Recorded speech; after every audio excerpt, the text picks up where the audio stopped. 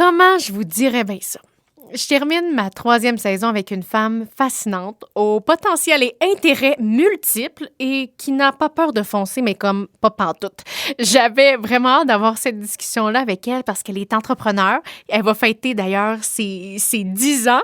Elle est solo mom depuis quelques mois déjà, impliquée dans 1001 projets depuis des années. Bref, c'est une femme qui en a dedans. Et elle n'était pas vraiment convaincue d'être une réelle tête de cochon, mais moi, je vous confirme que oui. Et vous allez comprendre pourquoi. Enregistrée dans les studios de la Maison de la Culture Maisonneuve, voici l'authentique tête de cochon, Marie-Claude Duquette. Bonne écoute.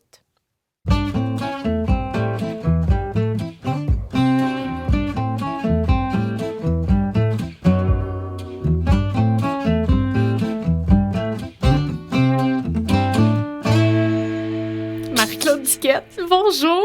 Allô? Je suis comme, je le sens, ta fébrilité, puis je me sens aussi fébrile que toi. Je suis tellement contente de te recevoir. Merci d'être là. Ça me fait plaisir. Regarde, j'ai les yeux un peu humides, là, tellement que...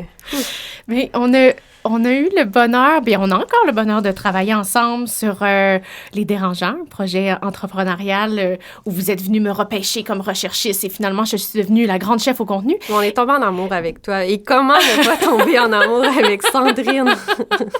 Et là, je suis tellement contente de te recevoir parce que, encore il y a quelques jours, tu me disais « Non, mais Sandrine, je suis pas convaincue, je comprends pas. Genre, je suis pas une tête de cochon. » Et là, à moi de te dire, est-ce que tu fais confiance à ta chef au contenu? Parce que ça, moi, je pense que j'ai un radar pour les détecter. Mais depuis tantôt, tu me racontes plein de choses, des choses aussi qui viennent à toi, là. Oui. C'est comme...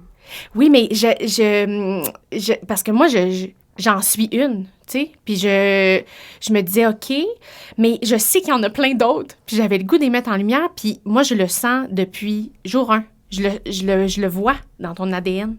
Puis là, je suis contente de pouvoir mettre ça en lumière aujourd'hui. Puis je sais que je sens dans ton regard un petit sceptisme, mais tu vas voir qu'à la fin, tu vas être comme, OK, oui, OK, je l'assume, j'en ai vraiment une. Fait que je pense que on part ça de même. Et là, comme tu le sais, parce que je sais que tu as écouté quand même plusieurs autres épisodes dans le passé, ben, j'aime repartir de l'enfance parce que ça, là, faut jamais sous-estimer cette période-là. Elle est très importante, puis à plusieurs niveaux, pour différentes têtes de cochon, il y a vraiment des piliers qui sont... qui se mettent en place à cette période-là. Puis j'aimerais savoir, dans ton cas, parce que j'ai une petite idée, mais je veux que les gens comprennent d'où ça part. Et la jeune MC, elle ressemblait à quoi? Elle rêvait à quoi quand elle était jeune? Hey, on préfère un gros chapitre sur mon enfance parce qu'encore aujourd'hui, tu sais, je dis que c'est ce qui a eu, c'est énormément d'impact. Puis à certains niveaux, j'étais encore en train de travailler pour, je veux pas dire me défaire, mais oui, à me défaire d'un passé qui m'en est de la personne que je suis aujourd'hui, mais qui est pas toujours aussi rose, tu sais, qu'on peut s'imaginer. Puis c'est ce qui va faire aussi, j'imagine, que tu développes une tête de cochon au fil des ans. Mm-hmm. Ben la petite MC... c'était une fois, je me suis assise avec mes parents, puis j'avais demandé, j'ai dit, comment j'étais quand j'étais jeune? Parce que dans un processus de thérapie, je me suis dit, j'aimerais redécouvrir qui j'étais. Parce que moi, je pense que on se forge dans notre société. Tu sais, dans quelle société dans laquelle on vit. Ça fait que le pays, la couleur de ta peau, ton quartier, tes amis, ton entourage, l'histoire aussi qui s'est passée, ton éducation, les valeurs qui sont transmises, ta religion. Tu sais, tout ça vient tranquillement mettre plein de petites œillères, tu sais, puis ça te dicte un peu qui tu dois être pour être accepté en société, puis être aimé, puis je me suis intéressée à dire, mais j'étais qui, moi, avant tout ça? Puis je crois beaucoup à quand tu sais, quand t'as 4-5 ans, tu sais, cette personne-là, tu sais, Sandrine était comment à 4-5 ans? Puis je crois que quand on se rapproche le plus de ça, c'est qui on est vraiment dans notre originalité. Fait que j'ai fait ce chemin-là à savoir j'étais qui avant le chamboulement de ma vie. Puis à 4-5 ans, ça a l'air que j'étais une petite fille qui aimait ça faire rire tout le monde. Fait que j'arrivais chez mon arrière-grand-mère, je m'asseyais au piano, puis je faisais des spectacles. Puis, je voulais que tout le monde soit bien. Fait que quand je voyais qu'il y avait une petite tension, je faisais des petites blagues sur l'air, je me mettais à danser. Puis, tu sais, c'était vraiment comme... Désamorcé, là. Tout le temps. Tu sais, puis j'étais vraiment... je voulais faire rire, puis je voulais être sûre que les gens étaient bien. Ça a l'air que j'étais comme ça. Même à la maternelle, là, tu sais, je faisais des petites blagues, là, des fois un petit peu trop précoces, là. Ouais, Ah ouais? Tu veux-tu aller là? Mais non, mais dans le sens que, tu sais, emmener, tu sais, je dis comme, bon, je pensais à ça, tu sais, mettons, on jouait à bébé, maman, papa, on venait en maternelle, puis je me rappelle, je m'étais vraiment fait chicaner. J'imagine le prof, en plus, ça devait tellement rire, mais, tu sais, mettons, je devais tirer la chaise de mon amie, mais comme elle allait pour s'asseoir, puis, tu sais, je tirais complètement la chaise sans penser qu'elle allait se faire vraiment mal, mais moi, je trouvais ça vraiment drôle. Tu sais, c'était comme, j'avais pas de mauvais fond, mais j'étais un peu tannante, tu sais. Dû la salopette aujourd'hui. Fait que ça, c'est qui j'étais initialement, mais la vie a été plus difficile, enfant. Tu sais, je suis issue d'un milieu dysfonctionnel. Puis, tu sais, mon frère et ma sœur sont arrivés dans ma vie, c'est des jumeaux. Ils sont arrivés quand j'avais 4 ans. Fait que ça te bouscule un univers, là, d'arriver avec un frère puis une sœur. T'es l'aînée. Oui, je suis l'aînée. Puis, mes parents venaient de faire faillite financièrement. Il y avait des entreprises, puis ça n'avait pas... Il est arrivé une faillite. Fait qu'on se retrouve à un milieu de notre vie où est-ce que... tu sais, j'ai jamais rien manqué. Tu sais, j'ai toujours été habillée, j'ai toujours mangé, tu sais, ça allait bien. Mais ma mère devait travailler pour payer l'épicerie.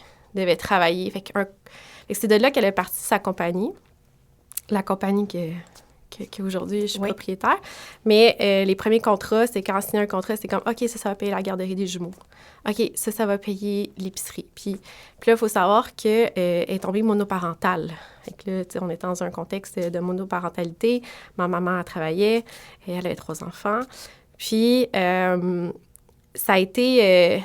puis ma maman, était aux prises avec des enjeux en ce moment-là de santé mentale, de dépression.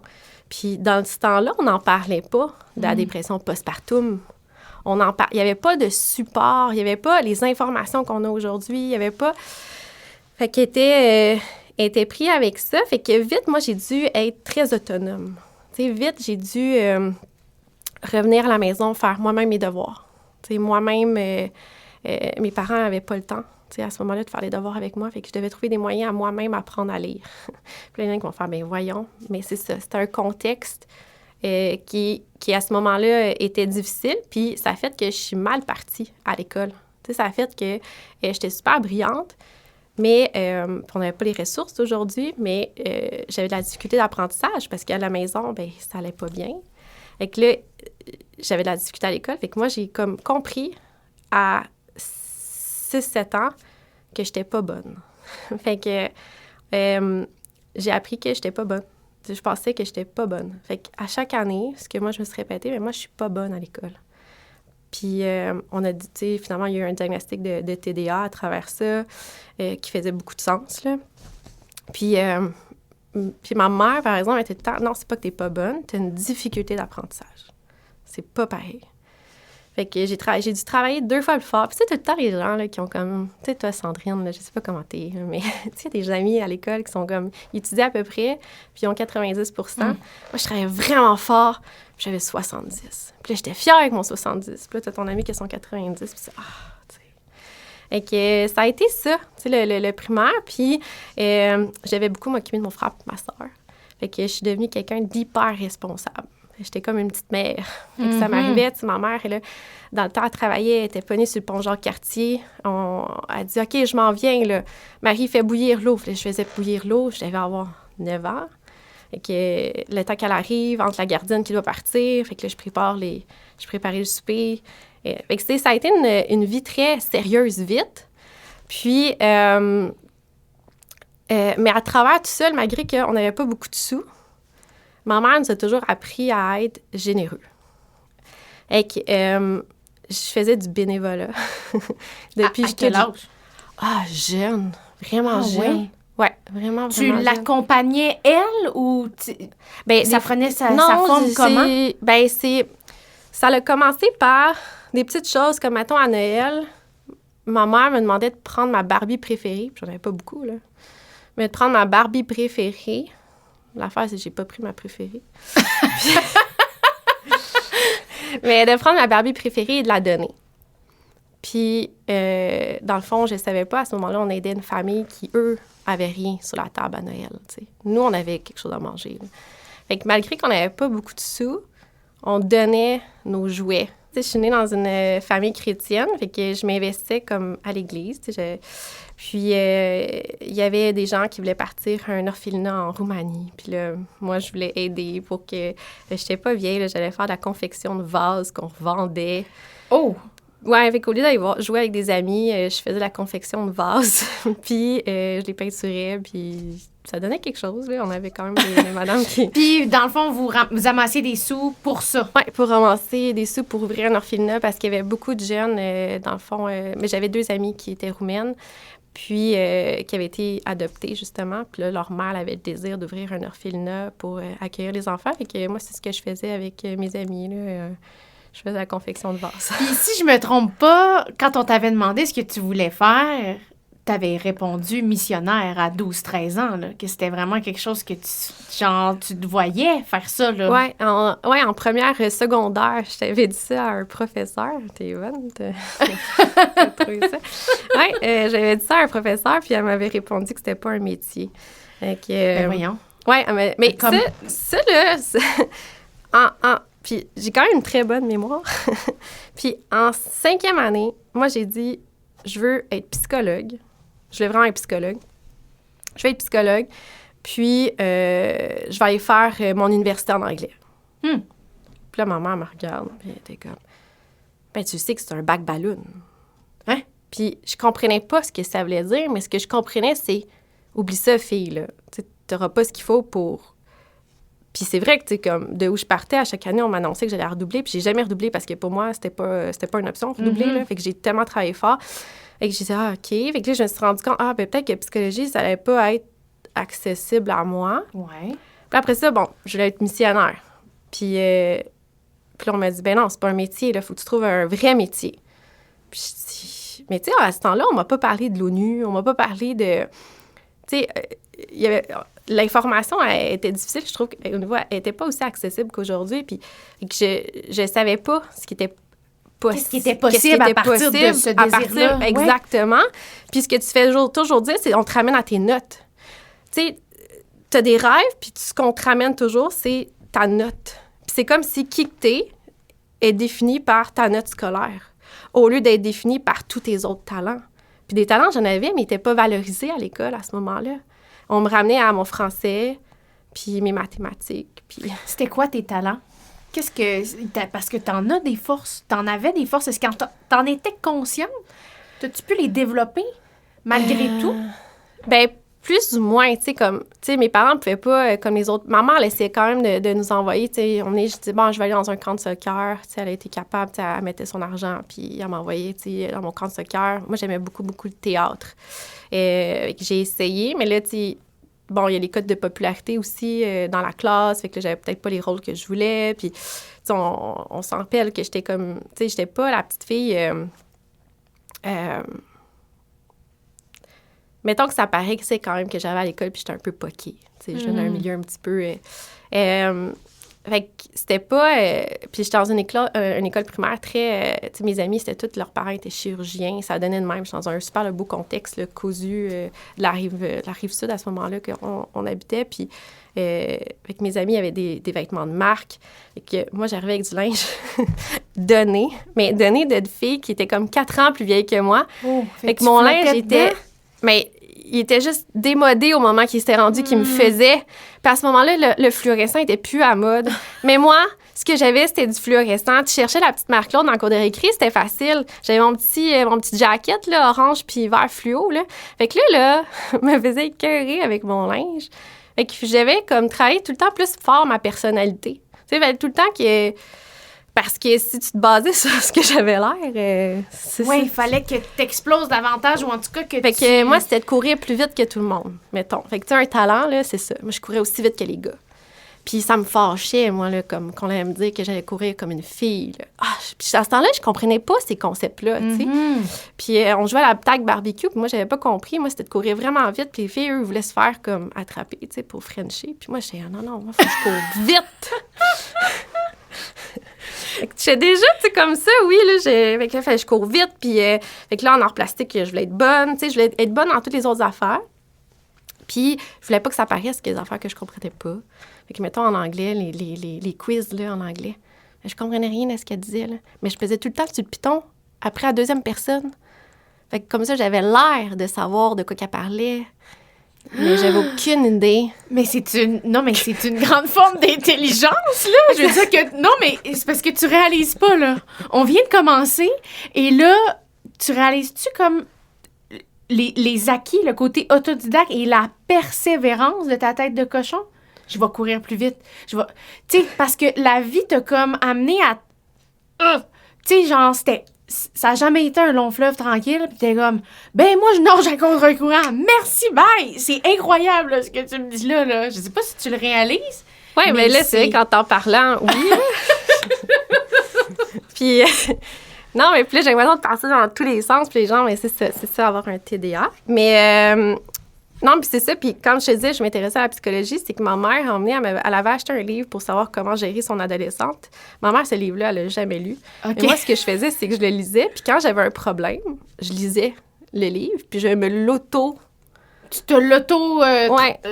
presque sur moi-même. Okay. Fait que, mettons, ton enfant est confronté à l'école avec... Fait que là, je le lisais. Puis je dis, OK. Puis après ça, je le pratiquais sur mes amis. Tu l'enseignais d'une certaine façon. Oui, j'aimais tellement ça, là. Puis, mettons, un ami... je suis rendue en secondaire 2, je faisais ça. Puis j'avais une amie de classe, là. Ça fait pas... Puis je voyais qu'elle avait des enjeux. Puis je dis, comment ça va à la maison? J'étais comme une drôle de bébite, là. Mais de donner puis prendre soin des autres, ça te suit constamment, là, finalement. Là. C'est vraiment... Puis, d'ailleurs, là, après cette étape-là, où, bon, c'est challengeant, t'as des forces, mais tu peux pas nécessairement complètement les exploiter, ou en tout cas comme tu voudrais, mais tu as un intérêt pour le théâtre, t'es allé étudier en théâtre par la suite. Mais c'est pas un chemin qui est totalement facile. Puis je me rappelle aussi que dans une autre entrevue, il y a tout aussi dans cette période-là la peur de se tromper, la peur de l'échec qui t'habite énormément. Ça vient d'où? Ça vient-tu des responsabilités, en fait, qui sont arrivées dans ta cour vraiment jeune, là, qui a fait qu'il a fallu que tu te responsabilises à 9 ans? Oui. Mon Dieu, c'est une bonne question. Mais... parce que, tu sais, ce que je te répondrais il y a 10 ans puis ce que je te répondrais aujourd'hui, c'est pas la même chose. Mm-hmm. J'avais tellement peur de vivre l'échec. Tu sais, j'ai été confrontée à l'échec dès ma première année. Puis à ce moment-là, j'ai compris que c'était pas une option. Fait qu'après ça, j'ai fait plein de choix sécures pour m'assurer de pas le vivre. Puis j'avais pas encore développé la confiance en moi pour me dire « Non, ça, c'est pas grave. » J'en avais pas. De la confiance, là. Après ça, les gens... Une fois, il y a un mentor que j'ai eu sur mon parcours de vie qui m'a dit « Ben non, Marie-Claude, regarde, qu'est-ce que t'as fait? T'as fait ça. Si t'as fait ça, c'est que t'avais confiance en toi. » Je dis « Ben oui. » Puis si t'as fait ça, t'avais confiance en toi. Oui. Fait que j'avais confiance, finalement, dans certains de mes moyens. Mais j'avais pas développé l'estime de moi. Il y avait plein de choses que j'avais pas encore développées parce que j'étais en mode survie. Moi, j'avais pas de plaisir, là. J'étais tout le temps en mode... c'est ça, de survivre, tu sais. Fait que... juste d'apprendre à vivre puis d'être heureuse, moi, ça fait partie de mon parcours de vie, tu sais. Fait que quand t'as toute cette base-là en tant qu'enfant qui est pas là, après ça, rêver à des grandes choses, puis c'est même pas accessible, puis t'as même pas d'espace pour y penser à ces choses-là, parce que t'as tellement juste la responsabilité, t'as trop de responsabilité pour être un enfant, tu sais. Puis j'en tiens tellement pas rigueur, là. Puis, tu sais, ça, c'est aussi... aujourd'hui, j'ai tellement une belle relation avec ma mère, tu sais, puis j'y en veux comme pas du tout. Puis je l'aime profondément. Mais des fois, tu sais, on se rend pas compte à quel point la base, c'est un privilège. Puis on prend pour acquis que tout le monde a cette base-là. Puis même moi, je me suis fait souvent croire qu'elle était là, cette base-là, puis elle était pas là. Fait que, pour revenir à ta question... Non, mais c'est une très belle parenthèse. C'était quoi encore? Ben, en fait, c'est que moi, de ce que j'en comprends, mais c'était la peur de l'échec. T'sais. Mais j'avais pas le filet. Ouais. Le filet social, le filet... J'avais pas ce filet-là pour le vivre, dans le fond. C'était vraiment ça. Fait que tu ne donnais pas le droit. Pour toi, c'était pas envisageable, dans le fond. Non. Puis je comprenais pas qu'à ce moment-là, j'étais en train d'en vivre un échec. C'est aujourd'hui que je le vois, que de pas me donner ce droit-là, c'en est un échec en soi, tu sais. Ouais. Dans le sens parce que il y a des choses que j'ai pas, je me suis pas donné le droit d'essayer, tu sais. Comme quoi? D'aller au bout des choses. Tu sais, vite, j'avais tellement peur que je me retirais avant. Fait que le regret...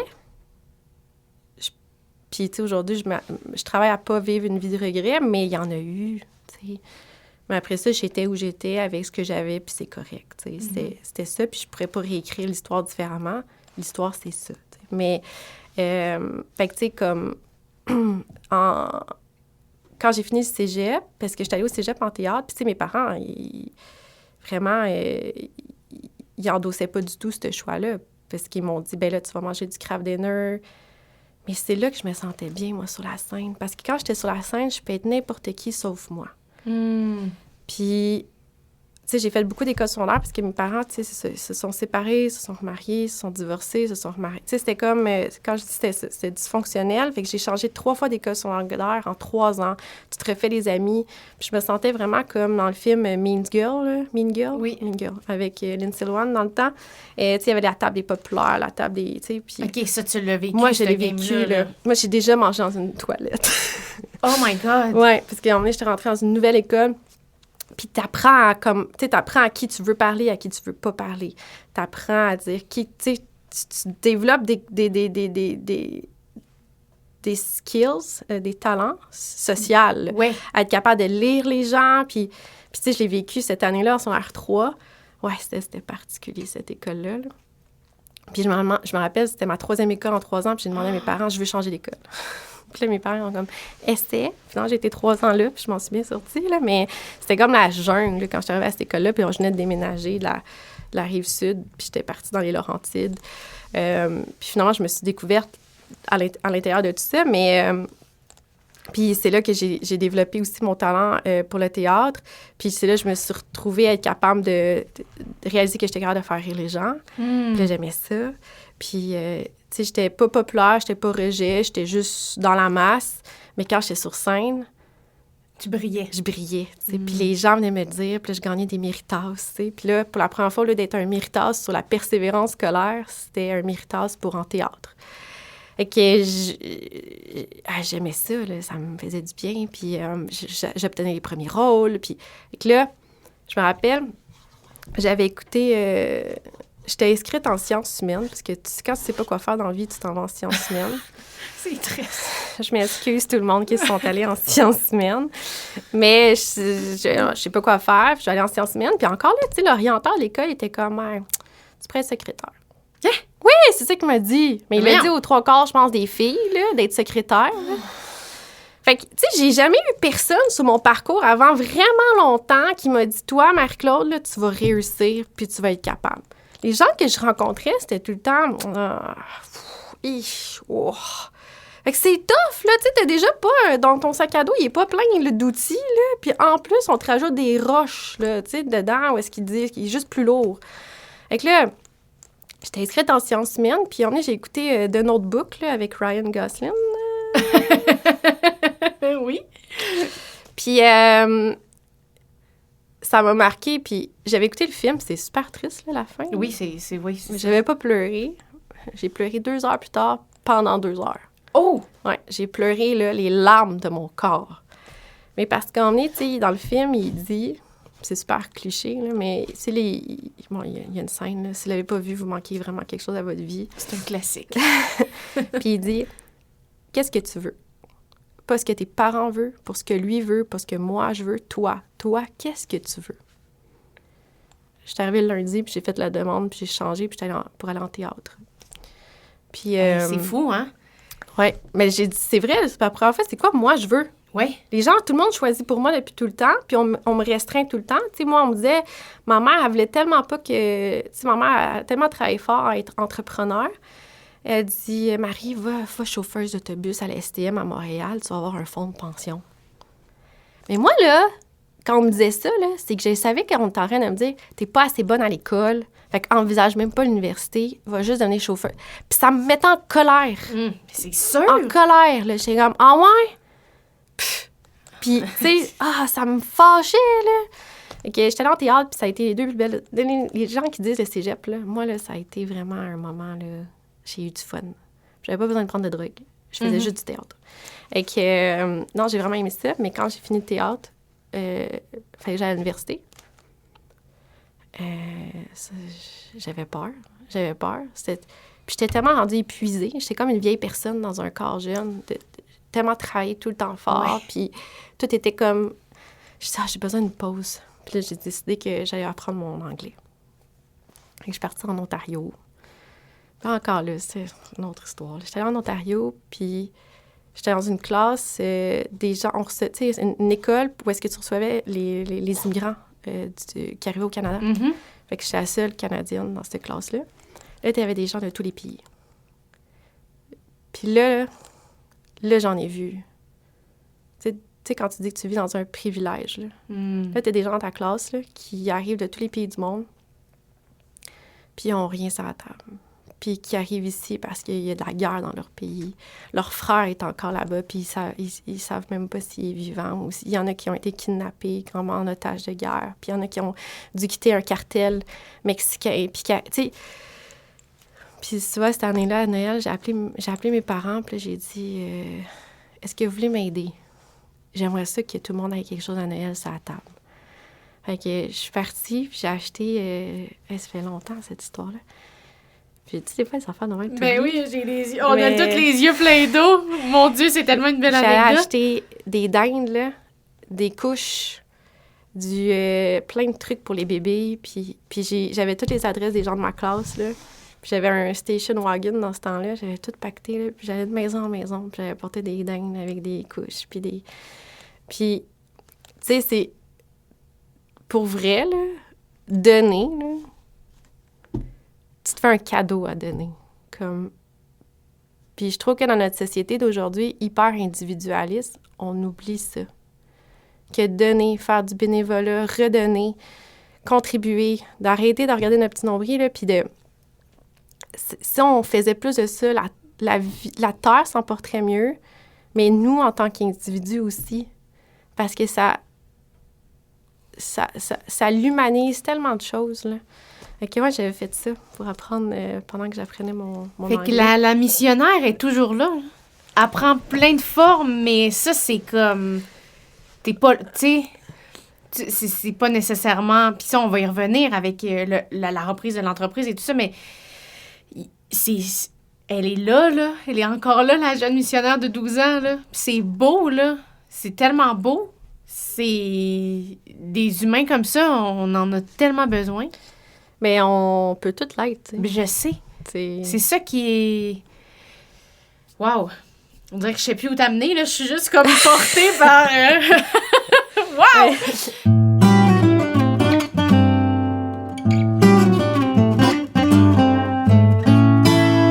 Je sais que, bon, là, tu parles de l'Ontario, mais je sais que tu es allée te former aussi à Vancouver, de mémoire. Oui, j'étais travaillée dans un Starbucks.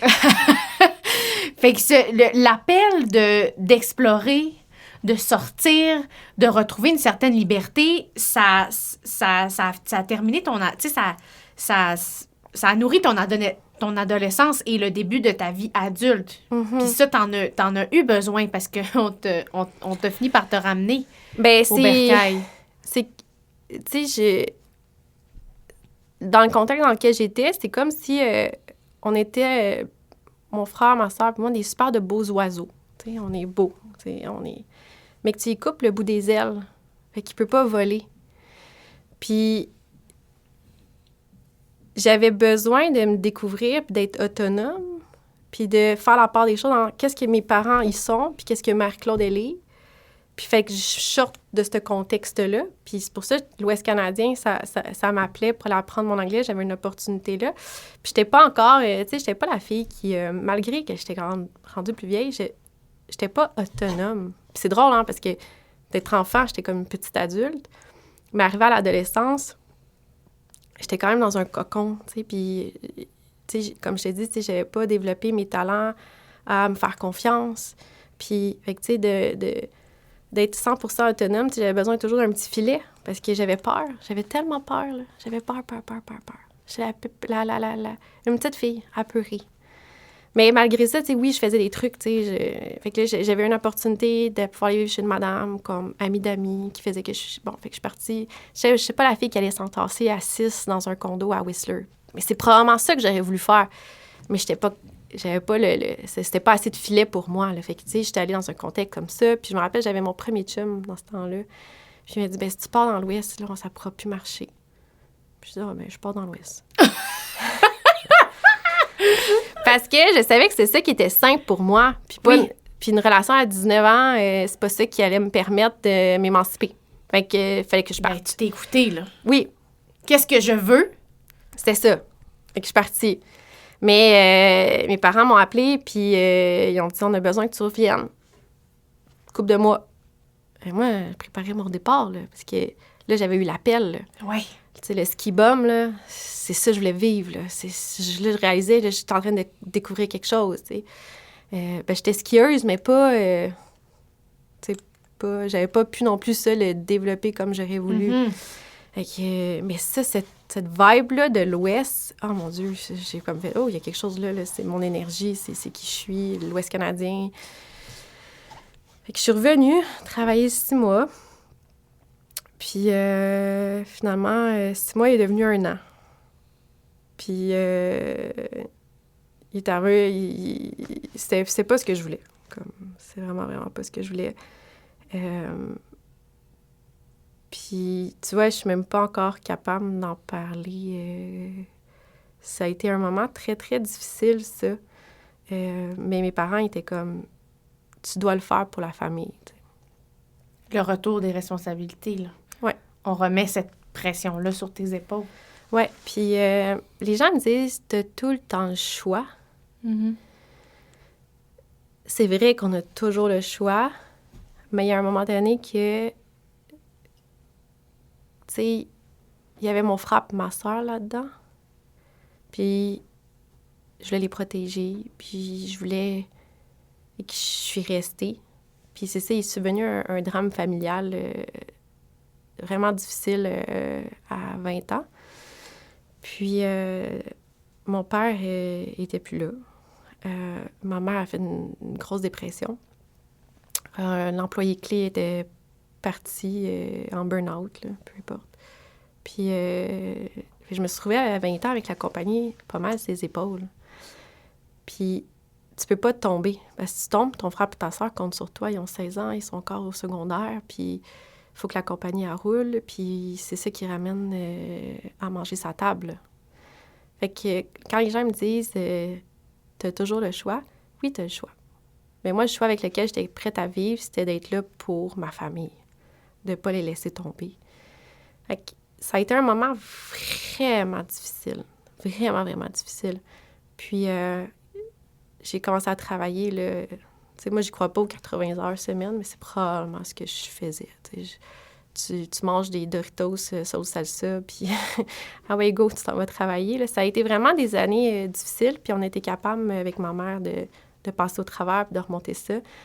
Mais à un moment donné, ma mère était épuisée. Elle était fatiguée. Ça a été des années... elle a eu une bonne ride, là. Puis à un moment donné, c'est ça, je vois ma mère... elle remonte pas à côte, là. Fait que là, ben, je me suis dit, je vais l'acheter, la compagnie. Mais moi, j'ai jamais voulu faire ça, là. Comme, c'était pas ma passion, là. Puis pourtant, tu viens de... Puis non, mais tu t'as quand même... Il y en a qui disent que c'est dans les gènes, il y en a qui croient pas à ça, il y en a que... Mais tu viens d'un environnement où il y avait des entrepreneurs partout. Ouais. Mais pour toi, c'était pas une option, là. Ben, il en parlait pas. Tu sais, ma mère, c'était comme, c'est dur. Puis là, je voyais ma mère, là, le soir, là, on Ouais, écoutait c'est ça, Virginie, le modèle là. que t'avais était pas vraiment luxuriant, là. Mais non. Puis tu sais, c'est comme, tu sais, aujourd'hui, les entrepreneurs, là, font de l'argent, là, ils achètent un bateau. Mais nous, c'était pas ça, là. Nous, c'était comme... Oui, il y a des moments que, à mon adolescence, on vivait bien, là, mais c'était, tu sais, je veux dire... C'était pas le contexte là, qu'on s'imagine. Puis là, je voyais ma mère juste qui corrigeait des factures le soir, là, puis je trouvais que ça avait l'air tellement plate, ce qu'elle faisait, là. Mais vers la fin, elle devait plus avoir de plaisir. Elle a-tu déjà eu du plaisir à le faire? Oui, ma mère, c'est une vendeuse. OK. Elle aime la connexion humaine. OK. Fait que tu la mettais au moment de la vente, là, elle était heureuse. Mm-hmm. Mais tout le stress qui L'administration, venait ben oui, avec, c'est ça, non, tu sais. Puis les employés, là... Et là là. Tu sais, des fois, je vais y en parler à ma mère, là, puis c'est pas une source de conseil, là. Puis elle le sait aujourd'hui, là. Des fois, je suis comme, sérieux, tu viens pas vraiment dire ça? Puis elle est comme, tu le sais, moi, là, je n'ai pas les ressources humaines. Tu comprends, elle le reconnaît aujourd'hui. On a vraiment une belle communication aujourd'hui, ma mère, puis moi, puis elle est juste comme, oh là là, comme... Non, je prends pas ses conseils. Des fois, je vais ventiler sur des choses, mais je prends pas ses conseils. Et t'as appris à t'écouter. T'as appris à savoir, justement, qui est de bons conseils, pourquoi. C'est une force. Ma mère est bien ça. bonne des chiffres, par exemple. Là. Fait que des fois, j'ai des petits trucs, là, elle me fait des calculs sur le coin de la table, puis c'est toujours bon, ces affaires-là. OK. Elle est bien bonne là-dedans. Bon, fait que c'est de savoir, c'est reconnaître c'est qui Oui. à qui demander pour tel Ouais. dossier, là. OK. Fait que c'est ça qui m'a emmenée dans l'entreprise familiale, finalement. Bien, je te ressors une citation parce que ça date de 2021, mais justement, tu disais, parce que, bon, la compagnie a quand même fêté ses 30 ans en 2021. Ouais. Puis tu disais, à cette époque-là, il y a 7 ans, j'ai emprunté en mettant un matelas puis mes bobettes en garantie, puis j'ai acheté l'entreprise. Oui. T'avais 26 ans. Oui. T'avais l'âge que j'ai aujourd'hui. Mm. C'est... Puis à ce moment-là, c'est pas ça que tu veux, là. Non. Mais tu le fais par valeur, par conviction, pour la succession, pour ton frère puis ta sœur. Puis ma mère. Puis ta mère, c'est ça, là. Oui. Oui, ben elle était fatiguée, puis je me suis dit, elle a assez travaillé fort, là. Puis vraiment, à ce moment-là, je me suis dit... Puis je me rappelle, c'était la Banque de Montréal, c'était chez BMO. Puis j'avais vraiment un bon représentant, un bon banquier. Mm-hmm. Puis il me T'es fait... sarcastique ou il est Non, vraiment il bon? était vraiment bon. Mais c'est parce que c'est tellement rare. Puis Oui, c'est ça. c'est tellement rare à voir, je trouve. Puis dès qu'ils sont bons, t'es pères.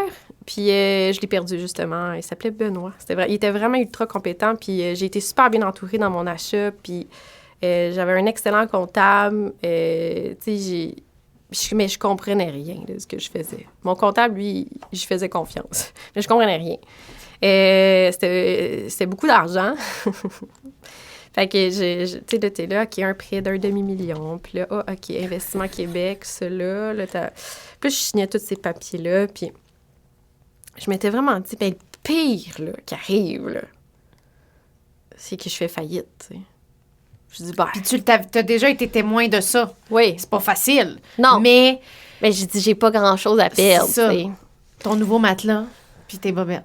Mais l'affaire, c'est que moi, tu sais, je pouvais pas me planter dans la vie. Ouais. Fait que j'ai travaillé en conséquence, puis ça a super bien été, là.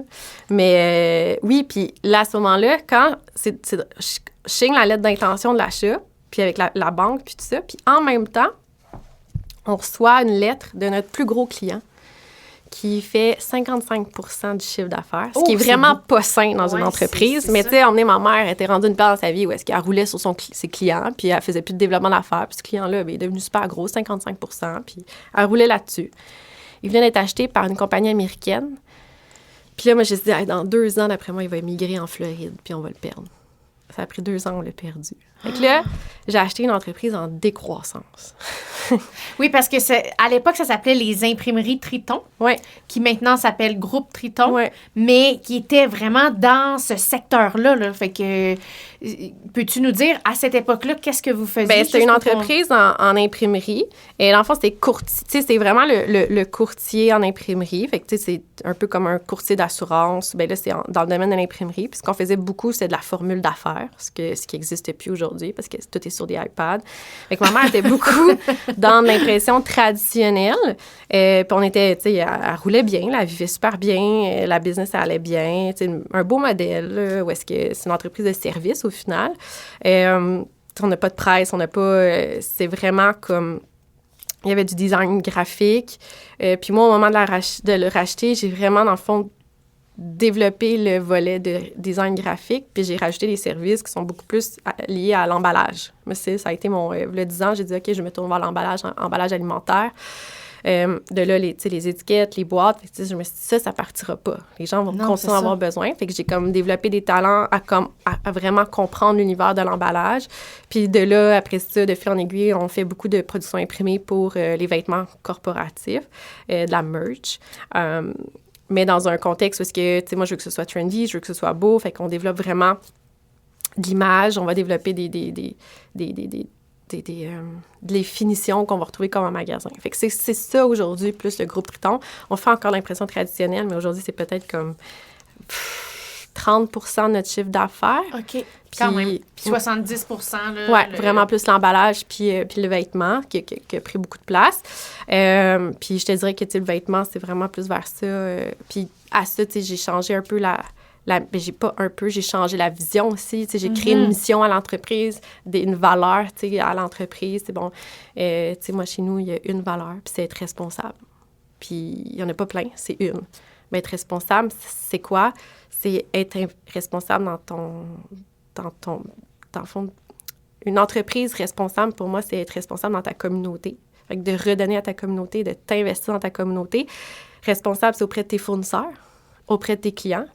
Fait que quand il y a quelque chose qui marche pas bien, parce que ça l'arrive, bien, tu te responsabilises au niveau de ton client, tu te responsabilises aussi au niveau de ton fournisseur.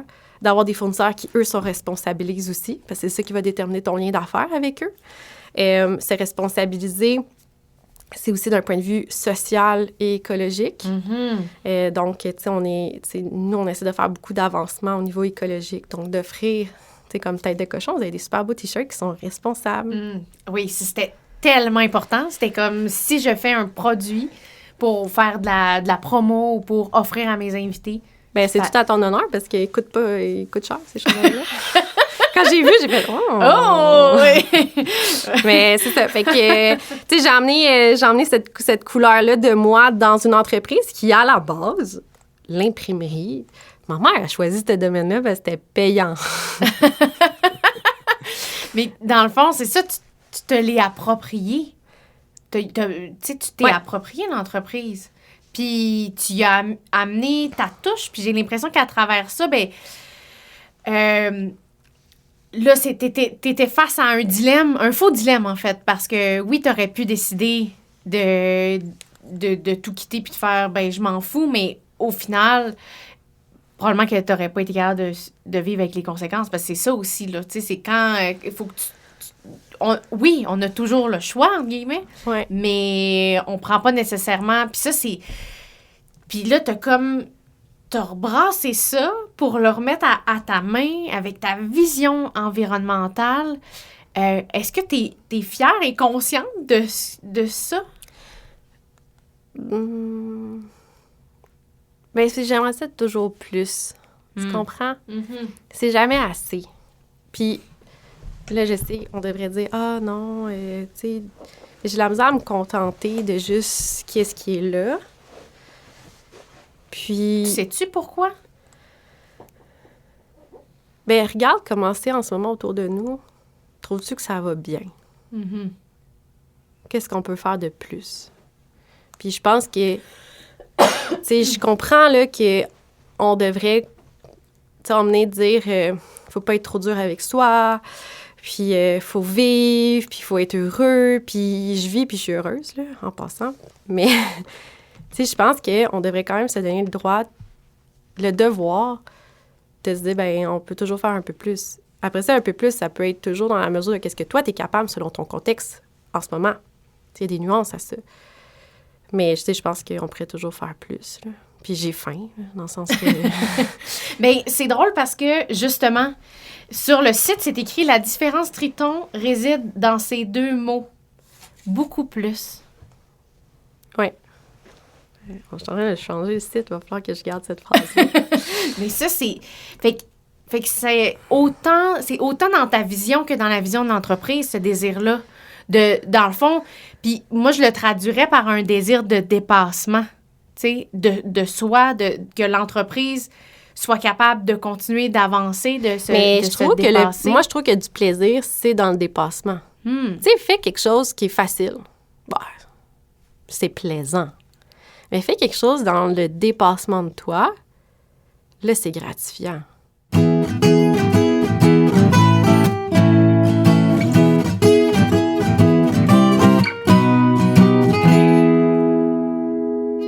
Aussi, comme tu disais tantôt, le virage environnemental que tu as décidé d'incorporer à ça. Pourquoi c'était aussi important?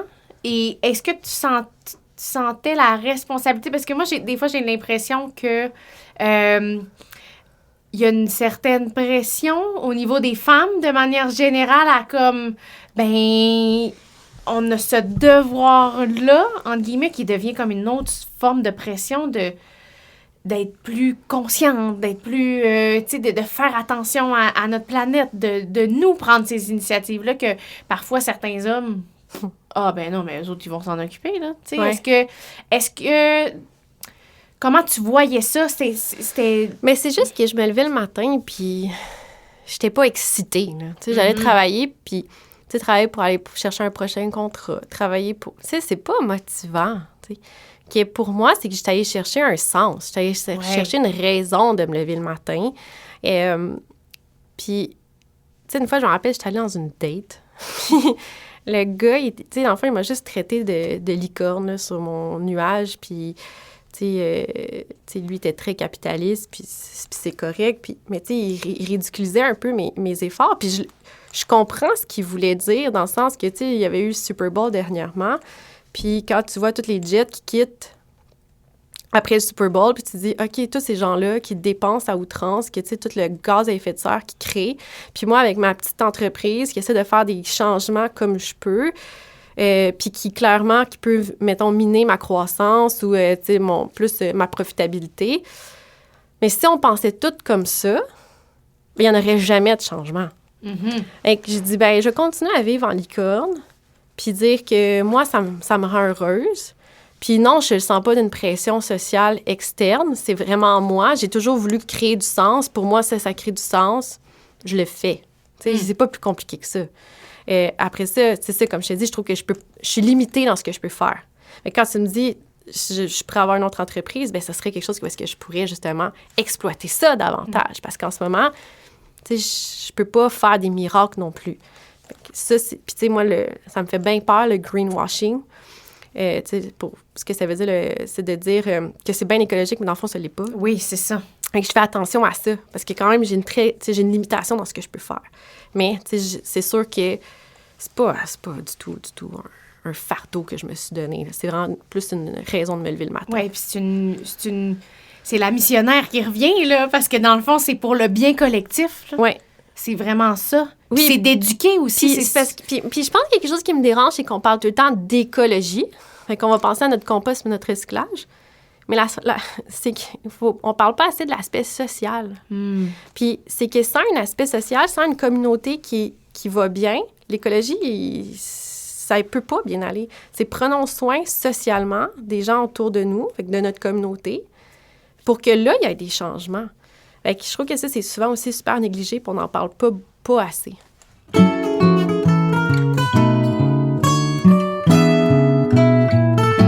Tantôt, tu as amené le point, c'est un véhicule qui te permet de faire plein de choses. Et j'ai fait mes recherches. Et il y a un 12 minutes de TED Talk que tu as repartagé sur tes réseaux sociaux il y a peut-être 1 an ou 2. Et tu disais, j'aime l'idée de se donner le droit d'être multi-intérêt et c'est correct de ne pas fit in. Excellent TED Talk. Et je l'ai écouté ce matin. Ah. Je le mettrai dans le lien de l'épisode parce que j'ai pleuré à la fin. J'étais là, oh mon Dieu! Mais dans le fond, ce que ça dit, et c'est ce qu'un peu... Bon, tu sais, t'as eu des contraintes, t'as pris des décisions, t'as repris les choses en main, puis tu t'es forgé autour de ça pour pouvoir faire plein de choses. Mais ce qui est beau dans ce message-là, c'est t'as le droit d'être bonne dans plein d'affaires, puis de pas nécessairement... Parce que tu disais aussi en entrevue qu'on t'a souvent reproché d'être éparpillée. Vraiment souvent. Mais dans le fond, le message de ça, c'est tout le contraire. Mais c'est parce que je pense que les gens, ils se sécurisent avec des boîtes. Tu sais, on rencontre quelqu'un, on veut identifier qui il est. T'sais, on identifie. Mais c'est parce qu'on se sécurise à faire ça. Et qu'on met tout dans des boîtes, puis là, de plus en plus, je pense qu'on change un peu à travers ça, puis on se rend compte que on n'est pas une chose. C'est tellement ridicule de demander à quelqu'un au cégep de savoir qu'est-ce qu'il veut faire pour le restant de sa vie. Il commence à apprendre à savoir qui il est, à se développer. Il faut qu'il essaie des choses. Il faut qu'il se trompe. Il faut... Tu sais, moi, j'aimerais ça. Marie, trompe-toi, puis t'as le droit. Puis on est là pour quand tu vas tomber, puis que tu vas pouvoir te relever. Mais on devrait faire ça avec tous nos jeunes. Tombe, essaye des choses, plante-toi. C'est la meilleure chose qui peut t'arriver, c'est ça. Puis après ça, développe plein de... Tu sais, puis, tu sais, hier, c'est drôle, en plus, j'écoutais une série, puis il disait, la vie, elle est trop courte pour commencer à développer plusieurs talents. On peut être bon juste dans une seule chose. Fait que moi, j'écoutais ça hier, puis je disais, ouais, dans le fond, je vais juste être un peu bonne dans plein de choses. Puis je serai excellente dans rien. Dans le sens que il y a trop de choses à essayer pour dire, je vais faire une chose, je vais être vraiment bonne dans une chose. J'aime vraiment plus essayer plein de choses, puis avoir du fun dans plein de choses, puis d'accepter que je ne serai pas la meilleure. Et c'est correct. Fait que c'est de la performance, hein? Ça fera. Mais moi, ce qui est venu me chercher, c'est que c'est beau. Puis t'as le droit. Puis si les gens, ils trouvent que t'es trop éparpillé, bien, qu'ils regardent ailleurs, dans le fond. Tu sais, moi, c'était un peu ça, là, ce désir-là de faire, ouais, mais pourquoi je m'arrêterais à ça? Puis dans ce message-là, c'est comme... Mais toi, ça t'a-tu fait du bien? Mais moi, ça me fait du bien parce que je suis comme ça. Mais moi, je pense qu'on est plus... Il y a beaucoup de gens comme ça. Oui. Moi, là, je l'ai toujours verbalisé sans mettre le doigt dessus. Oui, sans mettre des mots pour ce type de personnalité ou de personne-là. Mais moi, j'ai toujours dit, je vais jongler à travers plein de choses. Oui. Puis puis moi, quand on mais me met ta vie, elle sera pas plate. Ben non, mais moi, on me met dans une cage, je suis comme, oh, c'est le temps de sortir, tu sais. Ouais. Puis j'ai croisé plein de personnes sur mon chemin qui sont comme ça. Puis non, je serai pas la meilleure de ci, la meilleure de ça, mais je vais être bonne, mais j'aime ça, faire ça. Fait que quand t'aimes ça, t'as du plaisir. Mais je trouve ça tellement beau, bon. ce que tu dis. Tu sais, je te voyais tantôt, tu préparais pour le podcast, puis tu étais comme, oh mon Dieu, je suis tellement excitée. Puis des fois, moi, je trouve qu'il manque de ça. Tu te dis, j'ai du fun. Quand je fais tête de cochon, là, j'ai du fun. Puis je dis, c'est ça qu'il faudrait dans tous nos projets, avoir du fun. Mais des fois, on dirait qu'en vieillissant, on va vers des projets parce qu'il y a un gain. Ou parce qu'il y a... Puis j'ai pris des décisions de même dans ma vie, là, trop souvent. Puis, tu sais, te voir aller tantôt, je dis, c'est ça. Faut avoir du fun. Faut que ce soit le fun. Sinon, la vie est longue, là. Puis il faut avoir cette étincelle-là de plaisir. Puis des fois, je pense, dans le côté entrepreneurial, il y a un moment donné qu'on le perd un petit peu. Oui. Tu sais, on devient blasé. C'est facile, là. Tu sais, tu rentres dans une roue, puis... Et que tantôt, je te voyais, puis ça fait du bien, ça. Puis ça revient souvent, ces temps-ci. Tu sais, il y a des moments, tu sais, des choses qui te répètent, là. Oui. Faut que tu aies du fun. Faut que le fun soit là. Faut pas que tu fasses les choses pour le gain. Puis c'est dur, là, de toujours, comme, prendre cette décision-là de cette manière-là. En tout cas, je te lève mon chapeau. merci. Mais je pense que c'est ça, c'est de se ramener.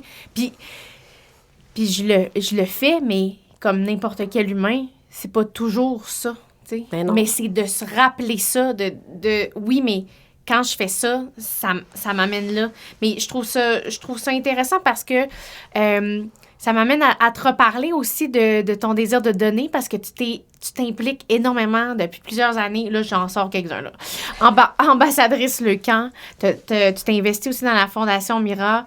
À une certaine époque, pour voyager, pour te sortir de l'entrepreneuriat, genre, tu faisais une collecte de fonds puis t'allais courir à Hawaï, tu sais, pour être capable d'aider, mais de t'évader aussi, de sortir de tes responsabilités, mais t'allais quand même courir un demi-marathon. Ouais. Tu sais, je veux dire, wow! Ouais. Ouais, ça, c'est...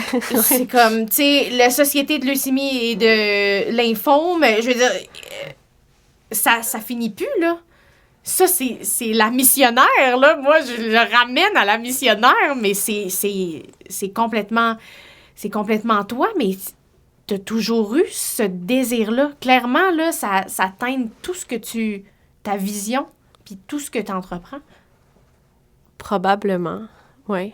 Mais j'ai du fun à faire ça. Puis c'est les plus belles expériences de ma vie, c'est ça. Tu sais, les plus beaux... Tu sais, je vais regarder ma vie en arrière... mettons, le musée de ma vie, qui me promène dans les corridors. Puis, tu sais, ces moments-là, ça a été les plus nourrissants. Tu sais, c'est ça, tu sais, quand j'avais 20 ans, 21, tu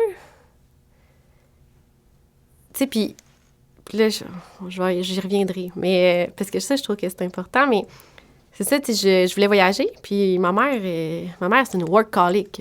Tu n'es pas un individu si tu ne travailles pas. Aujourd'hui, elle pense différemment, là, mais elle se définissait par ça. Elle se définissait à 100% par ça. Fait que ses attentes, sans s'en rendre compte, c'était que je travaille beaucoup, puis fort. Mm-hmm. Puis, mais je voulais voyager. J'avais 20 ans. C'était le temps, là, de voyager. J'avais entendu ça parler de Team in Training. C'est que tu ramasses des fonds pour la Société de leucémie et lymphome du Canada, puis tu cours, puis ça te permet de voyager. Je suis allée à la séance d'information, je me suis inscrite. J'ai dit à maman, je m'en vais en Alaska. C'est ça, c'était mon premier. La première, c'est en Alaska. Je m'en vais en Alaska, je vais courir. Je vais avoir besoin de quelques jours de vacances. Fait que j'ai ramassé, je m'en rappelle pas, je pense comme 6 000 $. Puis j'allais courir mon premier demi-marathon en Alaska. Puis, mon Dieu, ça a été une belle expérience. Puis après ça, ben, tu sais, je peux pas garder ça flat, tu sais, je peux pas garder ça, bon. Ben non, mais on se rappelle que toi, le dépassement, c'est comme fait que là, le dépassement missionnaire, là, si on avait à te décrire en 2 mots, et l'authenticité. Fait que la prochaine fois, j'ai comme, bon, mais je vais faire ça, mais là, je vais être mentor en plus. Je vais aider les gens dans leur collecte de fonds. Fait que là, j'ai ramassé 11 000 $, puis je me suis rendue à Hawaï, j'ai fait un autre demi-marathon là. J'ai vécu 2 semaines incroyables. Puis je suis revenue. Fait que oui, c'était d'arrimer. Puis tu sais, j'ai rencontré des amis pour la vie dans ce contexte. Des amis pour la vie dans ce contexte-là, vraiment. Puis tu vois, après ça, je voulais un chien.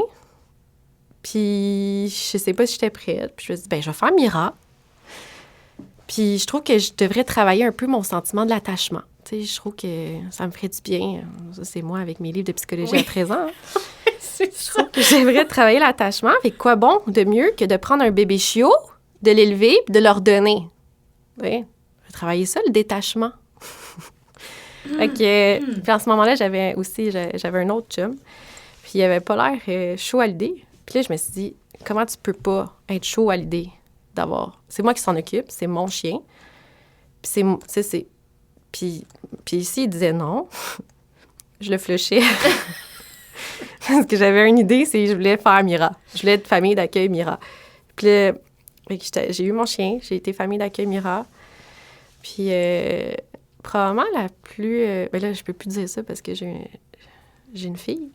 Mais ça a été une de mes plus belles rencontres de ma vie avec ce chien-là.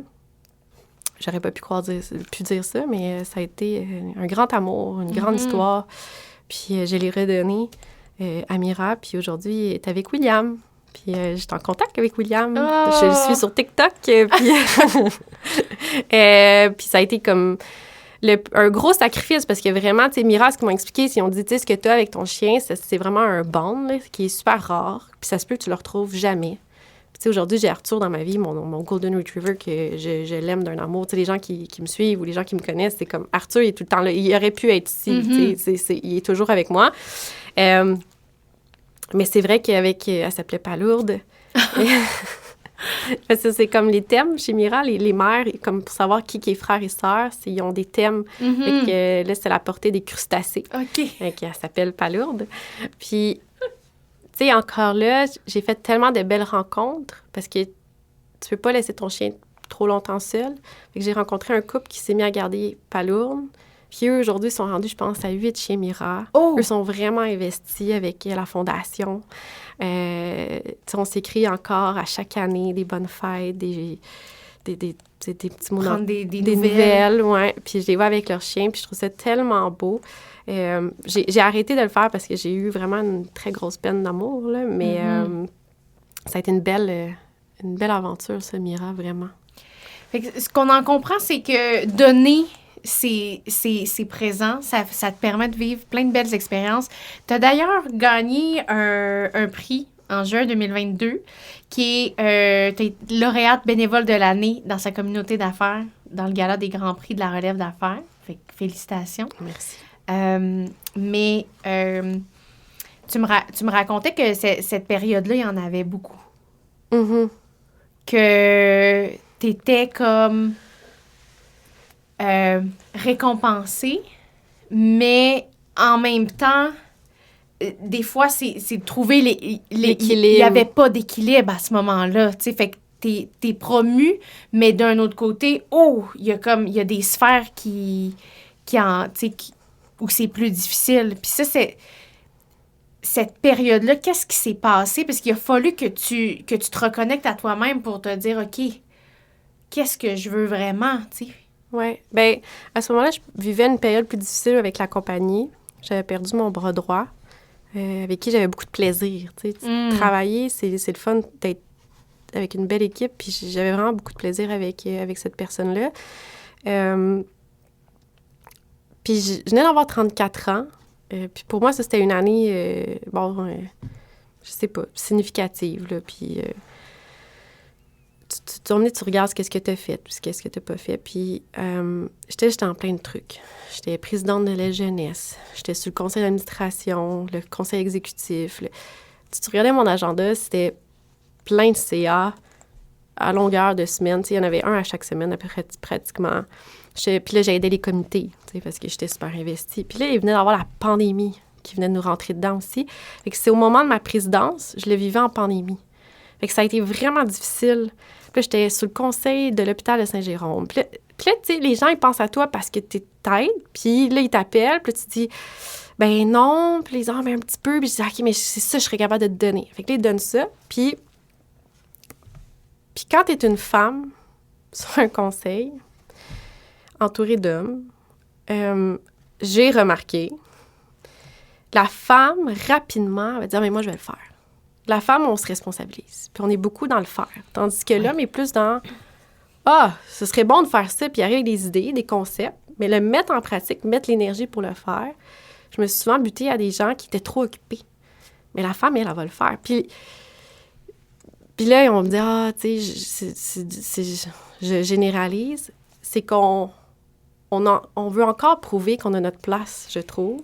Mais ça, je fais une parenthèse, il y a des biais inconscients là-dedans. C'est des biais inconscients, oui, 100% inconscients. Fois 1000. Tu sais, je suis sûre que je le nommerais sur puis il ferait attention. Oui. Mais c'est 100% inconscient. Puis, tu vois, je pense que nous-mêmes, les femmes, on est les premières à porter nos biais inconscients. Mm-hmm. Puis, fait que toutes les femmes qui travaillaient sur le conseil, c'est toutes nous qui avaient des tâches. Oh! On avait des tâches. Fait que là, mes tâches commençaient à être longues. Puis, tu peux plus bien faire les choses. Fait que là, je commençais à plus bien faire les choses. Fait que là, c'est ça. Pandémie, une année difficile. Là, t'as t'as trop de conseils d'administration, t'as trop de tout, t'es blasé. Ça te tente plus parce que tu fais plus bien les choses. T'as pas l'impression de mettre toute la bonne énergie à la bonne place. Là, j'avais le podcast en plus. Ça finissait plus. Fait qu'il a fallu que je tire des plugs. Oui, puis t'as l'entreprise, tu sais, je veux dire, t'as ta vie, tu sais, c'est... Ouais. C'était énorme, là, finalement. Tu t'es rendu à un point où donner, c'était devenu trop. Oui, ben là, c'est ça.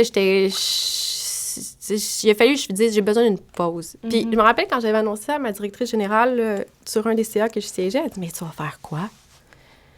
Mais je dis, je vais peindre. Je vais aller prendre un cours de hip-hop. J'ai jamais rien fait de ça, là, mais ça venait vraiment avec un grand désir, par exemple. Tu sais. Bon, parce que mon mais petit là, en même temps, là, t'avais tellement géré de tâches puis pris d'action que c'était correct que tu prennes pas ces actions-là. Tu sais? Oui. Ben finalement, j'ai fait... Je suis quand même à retourner à l'école, par exemple. Je dis ça, là, que c'est pas vrai. J'y repense, là. C'est vrai, j'étais à l'école. Ah bon, OK. Mais en tout cas, au moins, tu redonnais à ton expérience, à toi-même. Tu sais, je veux dire, il y avait comme un retour sur investissement. Pas que de donner, on reçoit beaucoup par la bande, mais là, c'était trop, là. Oui, c'est ça. C'était trop. Puis, j'ai pris une petite pause, puis tranquillement, je vais reprendre, là. Ben oui, mais là, t'as d'autres occupations. Puis avant de te parler de ton défi de nouvelle maman, je veux quand même finir dans cette boucle-là parce que la place des femmes en affaires, ça a évolué depuis dans les dernières années. Toi, t'es dans le domaine depuis plus de 10 ans. Mais t'as partagé un... si je pouvais te montrer le texte, on pourrait lire chacune et faire une mini-pièce de théâtre parce que c'est une anecdote que tu racontes sur tes réseaux sociaux et j'avais pas le choix de te le sortir parce que je me disais, OK, ça n'a pas de bon sens. OK. Alors, mise en contexte. Un représentant bancaire de comptes commerciaux est passé au bureau tantôt pour faire de la prospection. On s'assoit et il me demande ça fait combien de temps que j'ai l'entreprise. Alors là, tu lui réponds bientôt 9 ans, j'ai racheté l'entreprise. Lui, il dit racheter. Donc, elle a été à quelqu'un d'autre. J'ai vu ça dans le registre, là, dans l'incorporation. Ça date de 94. Fait que là, tu dis, oui, ma mère est partie, a parti de la compagnie en 1991, puis elle s'est incorporée en 1994. Puis là, il dit, avec ton père? Et toi, de lui répondre, non, ma mère, tout seul. Il dit, c'est une question comme ça. Et toi, de lui répondre, si je vous avais dit que mon père avait parti d'entreprise, auriez-vous demandé s'il avait parti la compagnie avec sa femme? Puis il a dit, non, effectivement. On parle d'un homme qu'on salue, de 37 ans, là. Tu sais, je veux dire, qui est de la même génération que toi, Mais ça... Excusez, moi, j'ai pas étudié en théâtre, fait que j'aurais peut-être dû te laisser lire. Mais, écoute, ça, là, puis tu me l'avais dit hors d'onde à plusieurs reprises, ça, tu as vécu ça, là, sous plein de formes, plein de fois, là, continuellement, là. Oui. Et puis ça doit challenger ta tête de cochon, là, parce que c'est comme tout le temps. Oui, mais en même temps, j'ai l'impression que je m'éduque moi-même en ce moment sur tous ces biens inconscients-là. C'est intéressant, ça. Tu sais, je veux dire, c'est pas tout... C'est pas un acquis, là. Tu sais, hier, c'était la Journée nationale des droits de la femme. Oui. Puis j'ai lu du contenu super intéressant qui encore m'éveillait sur différentes choses. Qui, moi, en tant que femme dans ma société, je prenais même pas encore conscience de ces injustices-là, tellement c'est omniprésent, puis que c'est juste acquis, que c'est comme ça. Ouais. Avec beaucoup, oui. Ben oui. Puis quand j'ai acheté, j'avais 26 ans. J'étais jeune. Puis j'ai l'air plus jeune que mon âge. En tout cas, c'est ce qu'on me dit. Je confirme. puis pas plus chou, là, tu sais, cute, là. Écoute, rencontrer des hommes, des fois plus âgés que moi, là, je te laisse imaginer ce à quoi j'ai eu droit. Ouh! Ouais. C'était pas toujours agréable. Me faire venir dans son bureau, pas parce qu'il voulait que je parle de l'imprimerie, là. J'en ai vécu. C'est tough parce que t'es pas perçu pour qui que t'es. T'es perçu pour ton physique. T'es perçu pour... Lui, ça y fait du bien que tu sois là. Arc! Mais ça existe! Je sais, mais Ça m'écoeure, existe. Ça m'écoeure. Puis- ou de pas me faire prendre au sérieux, ou de me faire dire que c'est bien cute, mes idées. J'en ai... Puis dernièrement encore, là. Puis c'est régulier. Puis ce que je trouve difficile, c'est que je vois plein de femmes en affaires qui se dénaturent, qui s'en viennent dans des énergies masculines, parce que c'est ça qu'elles doivent incarner pour réussir. Puis quand une femme est dans sa féminité, dans sa douceur, dans qui elle est, dans son authenticité, on lui demande de changer. Puis c'est encore là, c'est inconscient, mais c'est l'est parce qu'on va pas la prendre autant au sérieux. Fait qu'il y a des moments que j'ai été plus dans mon masculin dans les dernières années. Puis là, ça va sonner un peu ésotérique, mais je le suis. Fait que, qu'est-ce que vous voulez que je dise? Puis, puis j'ai réalisé ça. J'ai dit, je me sers pas à moi-même quand je suis dans mon masculin. Il faut que je retrouve ma féminité. Puis Ouais, c'est tu dans t'écoutes pas, dans le fond. c'est dans ma féminité que je vais retrouver mon intuition, que je vais ressentir, que je vais pouvoir écouter qu'est-ce que mon senti me dit, qu'est-ce que ça me dit à l'intérieur de moi. Mais quand je suis dans le faire, puis je suis dans ma tête, je suis pas là, puis je m'écoute pas, mais c'est ça qu'ils font, tu sais, de se donner le droit d'être vraiment qui on est en tant que femme en affaires. Je trouve ça difficile. Je trouve qu'il faut que je me le rappelle, que je dois rester dans qui je suis. Mais ça dérange. Mais ça me dérange moi-même, parce que c'est confrontant. Fait que des fois, c'est bien plus facile de se changer, parce que tu règles bien les choses de même. Mm-hmm. Mais tu te rends pas service à long terme. Fait que, ouais, vraiment, là, plus qu'on pense, beaucoup. Est-ce qu'il y a quand même une amélioration? Ou parce que, tu sais, je veux dire... Pour vrai, là, pas tant. Ah ouais. Mais moi, je trouve, là... Ben non, mais c'est correct. Je veux dire, c'est que je trouve que c'est rendu plus... Je trouve que c'est rendu plus hypocrite. Ah, ben là, c'est pire. C'est ça que je trouve, tu sais, c'est... Maintenant, oui, la femme, tu sais, j'ai l'impression qu'il y en a qui comprennent les concepts. Non, c'est pas vrai. Ils les entendent, mais ils ne les comprennent pas. Ouais. Tu sais, C'est pas concret. Non, quand ils me disent, ben oui, mais là, on est égal. Là, on va mettre quelque chose au clair, là. Ça ne peut pas être égal. OK? Ça peut être équitable. C'est une nuance, là, mais c'est vraiment important parce que si on serait égal, on aurait le même sexe. On n'a pas la même composition musculaire. On n'a pas la même composition. Nos corps, physiquement, ne sont pas pareils, là. Fait que c'est pas égal. C'est comme quand les gens me disent « Mon frère et ma soeur sont jumeaux, ils sont identiques. » Mais non, il y en a une qui a une vulve, puis l'autre qui a un pénis. Ils sont pas identiques. Fait comme, non, mais c'est de l'équité. Puis juste cette nuance-là, il y en a plein qui ne comprennent pas c'est quoi de l'équité. Puis, Ça serait quoi ta définition? bien, que ce soit basé sur... Puis c'est ça qui est difficile, je pense. Puis c'est ça le travail qu'on a à faire. La manière de le mesurer ne peut pas être la même pareil. Mm-hmm. Puis je comprends que dans les grosses machines, on a besoin de one fit all, là, mais c'est pas de même. Hey, c'est avec mon accent, là, ça, c'était bien. Fait que, tu sais, mettons, juste la femme en congé de maternité. C'est prouvé encore que pendant ce temps-là, elle est à la maison, mais son échelle salariale n'est pas ajustée en conséquence. Fait qu'elle perd d'être à la maison avec son enfant, tandis que l'homme, lui, continue à monter les échelons. Mais on ne peut pas le mesurer de cette manière-là.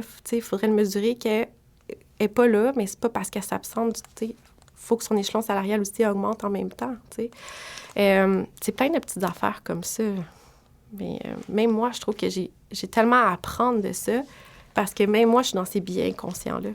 Oui, bien, l'équité, le fameux terme EDI qu'on voit, qu'on entend de plus en plus, l'équité, la diversité, l'inclusion, c'est ça, c'est un tout nouveau... pas un concept parce que ça a toujours existé, mais c'est comme une nouvelle façon de le définir, une nouvelle façon de déconstruire ça, puis... Puis ça bouscule. Là. Oui, ça bouscule. Ça bouscule. confronte parce que ça brasse des croyances. Oui. Tu sais, ça déconstruit des affaires, puis ça déconstruit des éléments sociaux qu'on a acquis, qu'on nous a appris, qu'on nous a enseignés, mais qui sont pas nécessairement la vérité ou la seule option, la seule façon de voir les choses. Fait que... Mais, tu sais, puis j'ai comme une histoire, puis j'essaie tout le temps de la plugger, cette histoire-là. Ben là, let's go! Mais je pense que j'ai encore la misère à la définir à 100 Tu sais, puis tranquillement, je la comprends mieux, mais, tu sais, j'étais en voyage, tu sais, je fais beaucoup de surf, puis j'aime vraiment ça, mais je suis pas super bonne. Fait que j'y vais quand même. T'en fais. Ben oui, j'aime vraiment ça. Ben c'est ça. Fait que je m'en fous. C'est le sport le plus difficile que j'ai jamais pratiqué de toute ma vie. C'est la discipline la plus difficile, puis j'ai failli me noyer, puis j'y retourne parce que je trouve ça vraiment le fun. Puis Mais pas de me noyer, mais... Non! Puis parce que t'es persévérante, puis t'as une belle tête de cochon. Oui, vas-y. Puis une fois, c'était un super de beau spot de surf au Nicaragua, mais les vagues étaient beaucoup plus grosses que ce que j'étais habituée de surfer. Puis encore, tu sais, mon type de planche, tu sais, je surfe encore des longues planches, mais là, je ne vais pas aller trop dans les détails, mais... puis j'étais assise sur la plage, puis tout le monde est là. Tout le monde est dans l'eau. Toutes mes amies, là, avec ma gang. Puis là-dessus, il y a des athlètes, là, tu sais, qui ont fait les Jeux olympiques, là. Ça donne une idée, là. Puis je me dis, hey, si je vais pas, je vais regretter. Mais tout le long, t'as ta petite voix à l'intérieur de toi qui dit, hi, c'est dangereux, c'est difficile. Puis c'est là que je commence à comprendre la différence, c'est que si j'avais été un garçon, je crois, il y a moins ce doute-là il a confiance en lui, il a confiance en ce qu'il est capable de faire, puis ça fait longtemps qu'il surfe, puis il va y aller. Parce que nous, les filles, je trouve que des fois, on se retient en disant, je suis vraiment capable? Tu sais, j'ai-tu toutes les ressources internes pour le faire? C'est quand même dangereux, puis on doute de nous. Mais pourtant, je sais, j'ai développé des capacités, puis je trouve qu'on doute de nous dans plein de choses, à plein de niveaux. Qu'un gars, lui, non, je peux le faire. Tu sais, comme cette... Puis je suis allée. Je suis rentrée, mais je suis rentrée au bon moment. J'ai bien lu les vagues. J'ai rejoint mes amis. Puis rendu là-bas, il y a un de mes amis qui me dit, « Mais qu'est-ce que tu fais là? » Je dis, « Ben, je viens surfer. » Tu vas te tuer. Fait que, tu sais, moi, tout ce que ça fait 45 minutes sur la plage que je suis en train de me construire, là, que je vais être capable, puis je vais y aller, puis j'ai les capacités parce que je sais nager, je suis forte, je commence, tu sais, je suis capable, je vois le courant, je lis les vagues, je comprends les sets. Puis j'y vais, puis en une fraction de seconde, il y a quelqu'un qui me dit « Mais tu seras pas capable. » Puis ça, le nombre de fois, là, dans ma vie, là, qu'on m'a sous-estimé, là, c'est fréquent. Puis je pense qu'il y a plusieurs femmes qui peuvent se retrouver là, où est-ce que... Puis plusieurs personnes, OK, qui vont dans la vie, qu'on nous sous-estime, puis on nous met dans cette catégorie-là, ben non. Mais comment tu veux que je m'améliore puis que je me dépasse si je continue toujours à rester sur les petites vagues ou les petites vagues de fin? Pendant que vous prenez les grandes, moi, je vais juste prendre le reste de la lippe. Je m'améliorerai pas. Je deviendrai pas meilleure. Puis, mais là, j'ai peur. Parce qu'il faut que je revienne. Mais les vagues sont vraiment grosses, là. J'ai vraiment peur. Il a joué dans ta tête, dans le fond. Ben, tu sais, mon estime que je m'étais bâtie, là, elle vient d'être détruite en... Boum, fini. Puis il y avait quelqu'un d'autre, l'athlète que je te parlais, il me dit, « Marie, viens ici, moi, je vais t'aider. T'es capable. » Là, je vais écouter qui? L'athlète qui me fait confiance ou... Puis je suis comme, je vais m'écouter moi. Moi, je l'ai, là. Moi, je sais. Puis cette personne-là, c'est la bonne personne pour m'aider dans l'eau. Je vais me coller sur cette personne-là. Il va prendre soin de moi. Puis s'il arrive de quoi, je suis bien entourée. Puis le pire, c'est que je me plante, ça va faire mal. Mais je vais remonter sur ma planche. Puis au pire, je vais aller sur la plage. Puis j'aurai eu une petite frousse, tu sais. Fait qu'il dit, regarde, on va les lire ensemble, là. Puis il a trouvé la vague. Il dit, OK, celle-là, là, rame, là. Ah ouais. Puis vas-y, prends-la. Il m'a aidé. Puis j'ai pris la vague. Ils m'ont dit que ça veut du 5 pieds aujourd'hui. Pour les gens qui savent, c'est à peu près un 5 pieds. C'est un barrel. Là, on me voyait plus. Puis, j'allais surfer. J'ai été capable. Ça a été la plus grande vague que j'ai surfée jusqu'à date. Ça a été une super belle vague. La sensation que j'ai vécue, c'était vraiment comme sensationnel. Puis c'est quoi? J'en ai pris 2 de même. Puis après 2... J'avais mon adrénaline, puis je suis retournée me reposer sur la plage, puis c'était bien correct. Mais ça a été pour moi un gros apprentissage, ce moment-là, où est-ce que tu vas toujours avoir des gens qui vont dire que tu n'es pas capable, mais c'est de se ramener à nous. Puis on doute tellement. Mais après ça, c'est de dire qu'est-ce que j'ai réussi à accomplir dans le passé? Qu'est-ce que je maîtrise? Est-ce que je suis capable? Est-ce que c'est au-dessus de ce que j'ai déjà vécu? Oui. Mais c'est comme ça qu'on se développe, c'est comme ça qu'on apprend, puis qu'on s'améliore. Puis après ça, c'est toujours, c'est quoi le pire? Moi, c'est beaucoup à ça je me dis tout le temps. C'est quoi le pire? Puis le pire, est-ce qu'il est fatal? Non. Fait que, tu sais, je pense que ça, c'est un défi de plus que nous, on a. Dans le sport, là, moi, je suis une fille qui tripe sur le sport. Puis je peux l'appliquer à n'importe quel de mes sports. Tu sais, en ski, tu sais, j'aimerais ça faire du park. J'ai commencé à faire des rails, puis j'ai commencé à essayer de faire des box. Mais j'avais pas de modèle, moi, jusqu'à tout récemment, là, de filles qui en faisaient vraiment. Tu sais, dans mon entourage, là, si je veux parler de ces choses-là, là, mes amis, c'est ils peuvent pas parce qu'ils sont restés à la maison avec les enfants, fait qu'ils n'ont pas développé ça. Puis là, moi, j'arrive en ski, je skie avec mes amis de gars. Je suis mes amis de gars. Puis là, c'est l'année passée, j'étais allée au White Lips, qui est un événement en Gaspésie seulement pour les femmes. Puis là, pour la première fois, je pouvais parler avec des femmes qui avaient les mêmes intérêts que moi. Tu vois, c'est ça, là, t'en veux des têtes de cochon, là? C'était juste de ça. Oh, wow! C'était juste de ça. Des filles qui trippent plein air, puis qui trippent à se dépasser. Puis j'ai été sur des montagnes, là, sur des pentes, là, que je te dis, là. Là, j'étais en hélicoptère. Puis là, t'es atterri en hélicoptère sur le bout d'une montagne. Ouais. C'est haut, là? Ben, vu que c'était en Gaspésie, c'était pas si haut, mais c'était impossible à accéder sans l'hélicoptère. Mais c'est capoté comme expérience, ça! Ouais. Mais là, il y a des moments là, que tu dis... Ah, qu'est-ce que je suis en train de faire là? C'était pas les conditions idéales. On n'avait pas un super de bel hiver l'hiver dernier, puis j'avais peur. Là. Mais je suis capable. Tu sais, au pire, je le ferai en chasse-neige, mais je vais le faire. Tu sais, dans le sens que, tu sais, de toujours se dépasser. Moi, ça, là, ça me... le soir, là, tu t'assois dans le salon, là, puis c'est tellement gratifiant, là. C'est comme ton petit verre de vin, là. Il était bon, là, mais là, il est délicieux.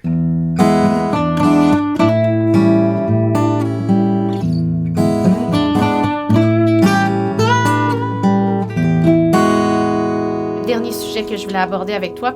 Après ça, on va peut-être philosopher un peu, puis on va clore le tout parce que, mon Dieu, on pourrait passer des heures à jaser, j'adore. Il y a un petit moment de ça. T'es tombée enceinte. Mais c'était pas planifié. Et il y a plusieurs péripéties qui tombent qui découlent de ça, en fait. Puis dans tout le brouhaha, puis tu iras où tu es prête à aller, t'as décidé de te lancer dans la solo-parentalité. Et ça, je m'excuse, là, mais ça prend une méchante tête de cochon pour faire ça. Parce qu'il y en a qui ont de la misère à se lancer dans la parentalité, puis c'est correct parce qu'il y en a qui sont pas faites pour ça, mais toi, t'as décidé de le faire en solo. Et je te sors une partie de la citation parce que c'est une grande citation, puis là, je referai pas prise 2 de la pièce, là. Ça va être correct, mais il y a une publication que tu as faite, puis tu disais... Je souhaitais avoir la famille nucléaire, cette famille instagrammable, je mets des guillemets, qu'on nous présente avec la maison farmhouse et la petite clôture. Tu sais, je sors juste cette phrase-là parce que je trouve que ça illustre bien. Bon, il y a un lien aussi avec les réseaux sociaux, avec cette espèce d'esprit de comparaison-là. Mais si t'es partante, j'aimerais que tu m'expliques qu'est-ce qui est arrivé pour que tu en arrives à prendre cette décision-là? Parce que c'est une grande décision. Oui. Et là, on a un petit peu de recul parce que il y a une petite humaine qui est née à l'automne dernier. Puis t'es comme c'est un grand apprentissage aussi pour toi, tout ça, là. Là, tu lis, puis j'ai encore l'émotion là, qui monte parce que ça fait pas si longtemps. Tu sais, j'avais 8 ans, puis je voulais des enfants. J'ai toujours voulu avoir ma famille. Puis, j'ai rencontré, j'ai eu des chums, puis ça marchait pas, ou je me voyais pas avoir des enfants avec eux. J'avais besoin encore de me découvrir. Les dernières années, je les ai passées à justement apprendre à me connaître, à me réparer aussi, à prendre soin de moi, puis à aller être en guérison avec mon passé, puis parce que, puis là, tu sais, je fais un aparté à ça. Je voulais être une bonne maman, tu sais.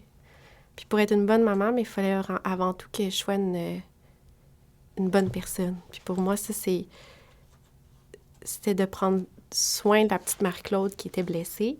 Puis à 20 ans, tu sais, j'ai découvert que j'étais pas heureuse. Puis je me suis dit, c'est pas vrai, je vais vivre une vie pas heureuse, en noir et blanc. Moi, la vie, elle va être juteuse, puis elle va être colorée. Puis j'ai commencé une démarche de thérapie. Je me suis dit, parce que c'est de l'investissement, c'est beaucoup d'investissement, travailler, puis développer, puis se guérir. J'aime mieux être heureuse dans une petite maison que malheureuse dans une grande. Puis j'ai commencé une grande démarche depuis 15 ans à me soigner, tu sais, puis à me développer en tant qu'humaine, puis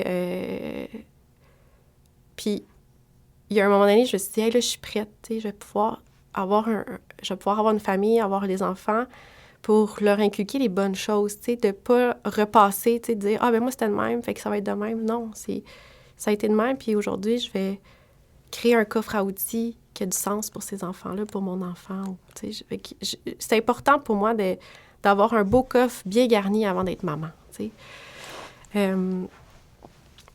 Puis, tu sais, quand j'ai voulu quitter toutes mes implications, c'est de me dire, bien là, j'essaie de me concentrer sur moi, de rencontrer, tu sais, d'investir dans ma vie personnelle, tu sais, de le dire, OK, tu sais, de rencontrer quelqu'un, Puis j'ai rencontré quelqu'un. Puis sans aller trop dans les détails, tu sais, cette personne-là me disait qu'il voulait d'autres enfants, puis il y avait déjà une petite fille, puis qu'on allait vivre une vie fantastique, puis... mais je voulais bien faire les choses, tu sais, apprendre à connaître la personne, puis tout ça, puis sans aller dans les détails, on est allé en voyage, puis bon, regarde, petit accident, puis je suis tombée enceinte. Puis justement, quand je me lançais en bas d'un hélicoptère, j'avais un peu mal au cœur. Je pensais que c'était l'hélicoptère, puis finalement, c'est parce que j'étais enceinte dans mon voyage de ski. Puis quand je suis revenue, je découvre que je suis enceinte. Moi, je fais ça sur l'heure du dîner. Au bureau. Tu relaxes. Je suis comme, ça me trottait dans la tête, m'a réglé ça, puis j'étais enceinte, puis petite histoire courte, il voulait rien savoir. Tout ce qu'il m'avait promis, tout ce qu'il en était. C'était un beau mirage. C'était non, moi, je veux pas cet enfant-là. J'ai déjà ma fille, puis je veux pas d'autre enfant, puis là, tu te dis au début, ben, là, il va tomber sur ses pieds, c'est une grosse nouvelle.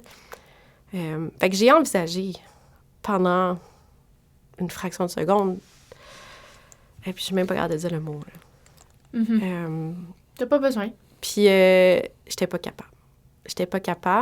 Il m'a demandé de faire ça, puis une amie, elle a appelé pour moi, prendre les informations, puis à chaque fois, je pleurais, là, mais c'est une souffrance, là, inimaginable. Puis je me suis dit... L'idée de laisser partir le bébé. Oui. Pas le garder. Puis j'ai dit, si je fais ça, je vais me rejeter dans ce que je suis, dans ce que je souhaite, puis je vais vivre des regrets jusqu'à la fin de mes jours. Puis, tu sais, je suis heureuse que ce soit une option qui existe pour certaines situations, pour des femmes. Il faut que ce soit accessible. Mais pour moi, avec où est-ce que je t'ai rendue dans ma vie, où est-ce que j'avais le désir d'être maman, pas comme ça, pas là. Mais c'était quelque chose de tellement clair à l'intérieur de moi. Et je me suis dit, je vais vivre des regrets. Tu sais, quand je te dis, je veux plus vivre de regrets, c'est pas un regret avec lequel je voulais vivre. Puis, tu sais, dans le fond, à la minute que j'ai su qu'elle était là, je l'aimais, tu sais. Fait que là, je vais me rejeter dans ce que je suis pour quelqu'un d'autre encore? Non. Non. Fait que j'ai annoncé mes couleurs, puis j'ai dit, moi, là, ce bébé-là, je le garde. Ça a été des semaines excessivement difficiles qui ont suivi. La personne... je pense pas qu'elle est bien. Là. Je pense pas que c'est une personne qui... Je pense que c'est une personne avec ses bobos puis ses blessures. Fait que moi, j'ai décidé de continuer mon petit bout de chemin. Puis, on entend beaucoup cette mode-là en ce moment, solo mom et par choix. Ben moi, c'était pas par choix. T'sais, c'est devenu un choix. Mais c'est pas... j'ai pas fait la démarche, là, que ça allait être ça. Oui, c'est ça la nuance, là. C'était pas un problème d'infertilité ou de, tu sais, de... Ou dire comme, bon, mais je suis célibataire, puis, tu sais, tu trouves une banque de donneurs. Puis tu fais la démarche, t'en parles à ton entourage. Moi, c'est comme, ça m'arrive, c'est là, puis deal avec ça. Ouais. Ça a été, tu sais, puis là, j'ai la compagnie. Là, j'habite à Montréal, loin de ma famille. Là, annoncer ça. Puis au début, il y avait de la honte. Tu sais, au début, c'est comme je vivais comme un échec. Tu sais, j'allais pas avoir cette famille-là. Mais ça c'était dans ma tête, tu sais. Mm-hmm. C'est des croyances. C'est ce qu'on a projeté de la famille parfaite. Ben oui.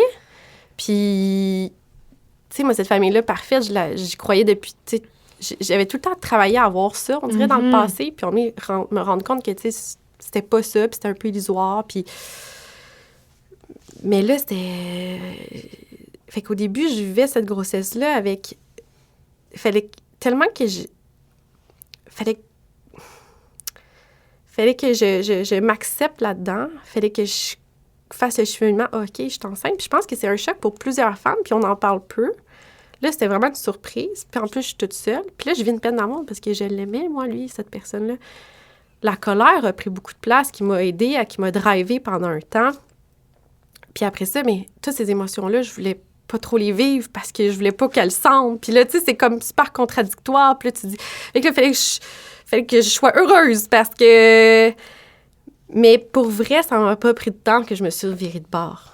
Parce que j'avais une raison de me virer de bord, puis c'était elle. Puis pour elle, là, à ce moment-là, j'étais prête à faire tout ce que je devais faire. Et que j'ai déménagé enceinte, 7 mois, j'étais enceinte. Puis ça a été tough. Ça a été difficile. Ça n'a pas été facile. J'ai commencé à dire, oh. Fait que j'ai fait le choix d'être solo mom. Puis tout s'est aligné. Oui, tout s'est aligné, mais pas, tu sais, c'était tough. C'était tough. J'ai pas une grossesse facile. Les gens sont comme, oh, c'est merveilleux, être enceinte. Moi, ça a été difficile. J'avais la misère à marcher. J'étais quasiment en chaise roulante. J'avais vraiment des douleurs. Puis je suis toute seule. Pas personne qui m'aide à me lever quand je suis pas capable de me lever la nuit par la salle de bain. Il y a pas, tu sais, il y a toute cette solitude-là. Puis il y a beaucoup de gens qui étaient très en colère autour de moi de ce que je vivais. Mais, tu sais... En colère envers toi, envers... Non, envers l'individu. Oui, c'est ça. Puis, tu sais, tu vois, il y a beaucoup de... Comme là, tu vas aller chercher une pension alimentaire, tu vas aller... Puis j'étais allée voir... Tu sais, j'étais allée voir une avocate, connaître mes droits. J'ai pris beaucoup d'informations pour prendre la décision éclairée de non, je vais vraiment faire ça seule. Je ne vais pas réclamer la paternité. Je vais le faire seule. Pour ce que je vais être capable d'aller chercher, puis toute l'animosité, puis la colère qui allait rester, puis tout ça. Il y a beaucoup d'énergie, là, l'énergie dans ça, négative là-dedans. Tu sais, tu veux pas être là-dedans? Tu veux pas être là-dedans? Moi, j'y vais, puis j'y vais seule. Puis là, oui, il y a un choix d'être là-dedans seule. Puis je suis en paix aujourd'hui avec ça. Tu sais, je suis en paix de dire, c'est ma fille, puis c'est mon bébé, puis c'est notre expérience à nous deux. Ensuite de ça, tu sais, j'ai eu beaucoup de peur liée au fait, bien, elle n'a pas de père. Là, tu sais, tu souhaites pas ça. Tu souhaites qu'elle ait un parent, le typique du parent, tu sais, le papa, la maman. Puis, mais je me suis dit, bien, puis moi, je vais pas lui cacher. Tu sais, je vais lui dire au moment qu'elle va être prête, lui trouver les bons mots, puis aller chercher l'aide aussi que j'ai besoin pour trouver les bons mots pour lui expliquer. Puis ça se peut que ça soit sa blessure de sa vie. Mais moi, je vais tout faire pour lui donner le coffre à outils pour qu'elle ait les bons outils pour faire face à ça. Parce que même si je voudrais la surprotéger, la vie va en avoir des difficultés. Puis ça se peut que dans sa vie à elle, ça va être celui-là. Mais je vais l'aimer tellement. Puis j'ai un réseau d'amis, là, mon Dieu, extraordinaire. Là. Je suis la personne la mieux entourée de la planète Terre. Là. J'ai des gens, là, fantastiques. Là. La liste, là, est... Je veux dire, là, elle est avec des mamies puis des papis. Elle a bien des papis puis des mamies. Ah, yes! Et tout le monde, là, c'est comme... L'intergénérationnel, c'est tellement important. Écoute, j'ai un réseau de contacts, là. Fait que cet enfant-là, elle manquera pas d'amour. Elle manquera rien de... Tu sais, est-ce qu'à tous les jours, c'est facile? Ben non.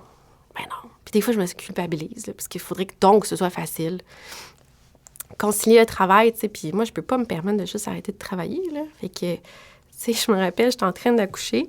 Bien, j'avais mes premières contractions, puis je disais, oh mon Dieu, j'avais pas fini d'envoyer mes papiers pour la banque. On s'est parlé pas longtemps avant ce moment-là, parce que moi, je suis dans le bain, là, puis là, j'étais comme, mais voyons! J'étais dans le bain avec mon ordinateur. Jusqu'à la dernière minute, oui. Là, j'envoyais mes papiers. Et le bain, j'étais là, c'est pas un bon mélange. Mais j'avais des choses à finir, puis je disais, il faut vraiment que j'envoie ma demande de financement à temps. Fait que, tu sais, t'as pas... c'est ça. C'est comme une autre réalité. Puis tu composes avec, tu sais. Tu composes avec. Puis des fois, vraiment, il y a des soirs, je pleure. Mais je pense que tout le monde pleure. Puis c'est correct. Puis le lendemain, ça va. C'est ça, t'évacues, puis... Mais, puis là, ça fait quelques mois là, que tu vis cette nouvelle réalité-là. Il y a des hauts, il y a des bas, mais comment ça se passe? Es-tu contente de t'être écoutée? Ben là, ben oui, je veux dire, comment tu veux. C'est comme les gens qui me disent, « Puis tu le regrettes-tu? » Je peux pas regretter mon bébé. Puis là, je suis comme, tu demanderais-tu ça à une femme parce qu'elle est avec son mari, tu regrettes-tu? C'est fucked up, là. M'excuse, là, mais voyons. Mais non. Non, mais non, je peux pas. Voyons. C'est quoi les autres choses? Des fois, les gens, ils pensent juste pas. Ou les gens me disent... c'est quoi? En tout cas, c'est pas grave. Mais des fois, les gens, ils pensent pas, puis qu'ils disent des affaires parce que c'est tellement différent. Puis, je le prends pas personnel, c'est juste qu'ils savent pas, tu sais. Ça les rend mal à l'aise parce qu'ils sont pas habitués, tu sais, à ça. Puis c'est correct, là, comme... je pense que c'est ça, la diversité aujourd'hui, tu sais. Aujourd'hui, des fois, il y en a qui ont 2 papas, il y en a qui ont 2 mamans. Je pense que le plus difficile, c'est de pouvoir concilier le travail puis la vie familiale. Puis de se découvrir aussi en tant que maman. Tu sais, ça aussi, c'est un autre rôle, un autre chapeau. Puis quel genre de maman tu veux être? T'sais. Tu le sais-tu? Ou en tout cas, t'as-tu une direction ou des énergies qui t'amènent à... tu sais, c'est dur parce que tu l'apprends en le faisant. Je pense qu'il y a un plus gros lâcher-prise. Ça, c'est sûr. Tu vois, moi, j'ai appelé un groupe de relevailles pour m'aider. C'est comme du bénévolat, là. Une madame qui vient à la maison, la bercer 3 heures de temps en temps. Elle est dans une halte, une journée semaine. T'as pas eu peur de demander de l'aide? Puis c'est ce qu'ils m'ont dit. Ils m'ont dit, t'es la première maman qu'on voit aussi à l'aise, aussi résiliente à demander de l'aide. Moi, je suis comme, mais là, je l'apprends. Oui, mais il y en a beaucoup qui... En tant que maman, ils pensent que c'est leur qualité d'être maman. Mais je dis non, mais... Que ça les définit en tant que maman. Donc, si elles demandent de l'aide, c'est qu'elles sont pas capables. Qu'elles sont pas capables, oui. Puis je suis comme, ben voyons. J'ai dit, si je veux être une bonne maman, il faut que je sois capable de prendre soin de moi. Il faut que je sois capable d'être qui je suis. Je peux pas m'oublier complètement. Je peux pas... Sinon, je serais pas une bonne maman pour elle, tu sais. Puis je veux pas... Tu sais, je me définis dans plein de choses, pas juste en tant que maman. C'est beau ce que tu dis. Puis, non, je demande l'aide qui est là. Puis des fois, je me dis, mon Dieu, je trouve que je passe peut-être pas assez de temps avec elle parce qu'elle est tout petite. Puis en même temps, je me dis, mais le temps qu'on passe ensemble, on a du fun, là. Tu sais, elle a 5 mois, là, mais, tu sais, Elle a déjà tellement de style. Ça, c'est un de mes complexes. Ça, c'est moi qui ai eu du linge de nez en fluorescent, là. Là, je pense ça. C'est une carte de mode, cette poulette.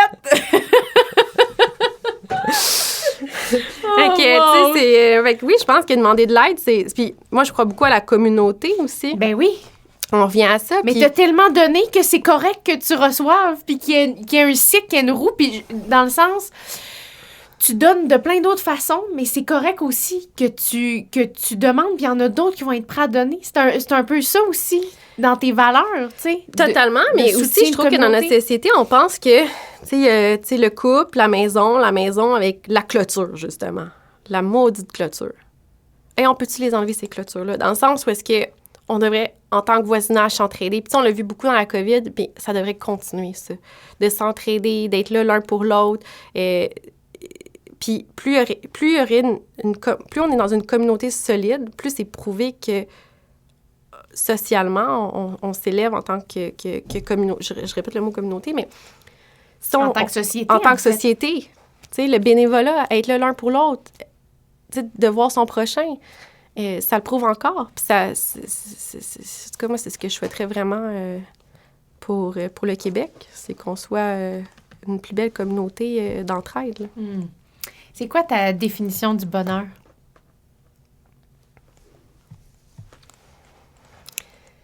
Tu sais, le bonheur, là, il est un peu partout, puis nulle part en même temps. Il faut juste être capable de le voir, puis de l'accrocher le temps qui passe, puis d'être pleine de gratitude quand il est là. Puis il va repasser. Puis je pense que c'est d'être dans la gratitude de toutes les petites choses. Si à toutes les journées, on finissait notre journée en ayant de la gratitude, on verrait qu'il est tout le temps un peu là. Même dans les journées les plus sombres.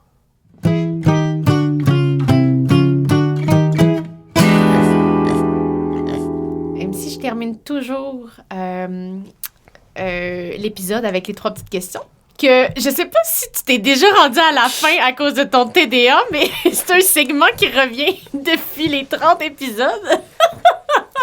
Alors, peut-être que tu seras la première... Ça sera peut-être la première fois que tu les entends, mais c'est 3 petites questions que je pose à tous mes invités. Tu sais que je t'agace, hein? Il y a rempli d'humour et de plaisir présentement. Et j'ai beaucoup d'autodérision, hein? Mais c'est 3 petites questions qui sont les mêmes pour toutes mes invités depuis le début. Oui, c'est quand même une petite surprise. Mais j'aime ça à voir parce qu'il y a tout le temps de l'unicité dans chacune des questions. Alors, la première va comme suit. Qu'est-ce qui fait de toi une tête de cochon?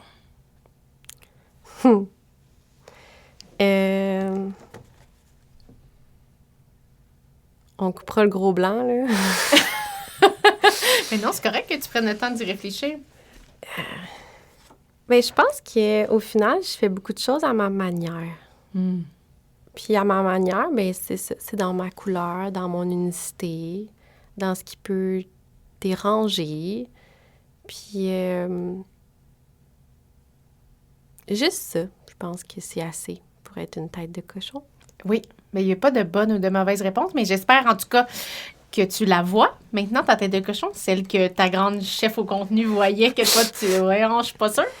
Quel conseil tu donnerais aux autres têtes de cochon qui nous écoutent puis qui désirent foncer? Parce que, tu sais, des fois, ça demande juste une petite poussée, un peu comme quand tu as surfé, la petite poussée qui manquait là, pour y aller, tu sais.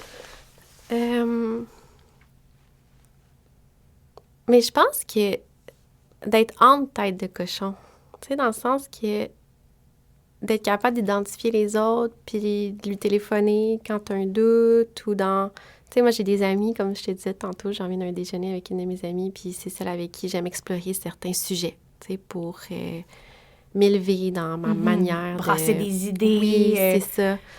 Fait que je pense que la communauté, j'en reviens à ça, tu sais, c'est de qui tu t'entoures toujours. Et je pense que c'est la chose la plus précieuse à avoir. Des gens à qui vont croire en toi, qui vont t'encourager, qui vont te supporter, puis qui vont être ton filet. Tu sais, je parlais du filet, d'avoir ton filet avec toi. La dernière question et non la moindre. Qu'est-ce que ta tête de cochon souhaite réaliser d'ici 10 ans? Ben, mon rêve absolu, c'est vraiment d'avoir une vie un petit peu plus nomade. Ouais, j'aimerais vraiment ça, pouvoir beaucoup voyager avec ma fille. De pas, tu sais, on n'a pas... Déjà, ça donne qu'on n'a pas une vie conventionnelle. Puis de juste embrasser cette vie non conventionnelle-là. Donc, d'avoir des entreprises qui me permettent cette vie-là. Puis des entreprises qui vont faire du bien dans leur communauté. Puis je dis des parce que j'aspire à plus qu'un projet. J'aimerais ça avoir plus de projets diversifiés qui nourrissent différentes sphères de ma vie. Je termine avec une citation où c'était des belles photos de toi après une randonnée au top d'une montagne. Et tu disais, à chaque fois, je me demande, il est où le fun à monter une montagne? Jusqu'à ce que j'arrive au top. Et je m'imagine que c'est un peu comme dans tout. Le chemin est pas mal plus agréable bien accompagné. Et moi, je terminerai en te remerciant pour cette belle image-là, parce que je trouve qu'elle est forte. Et je pense que c'est important de se le rappeler, que, tu sais, le trajet, des fois, il n'est pas toujours facile, mais tu parles de ton filet, tu parles de ton entourage, fait que, ben, je te souhaite de gravir encore plein de belles montagnes, mais surtout entouré de beaux humains. Ah, mais merci. Merci infiniment. Fait que c'était une belle... c'était le fun comme expérience. Merci, Sandrine. Cet épisode a été enregistré dans les studios de la Maison de la Culture Maisonneuve. Merci à toute l'équipe pour votre accueil et votre support. Et merci à vous d'encourager Tête de cochon en vous abonnant entre autres à nos réseaux sociaux. On se dit à très bientôt. Salut!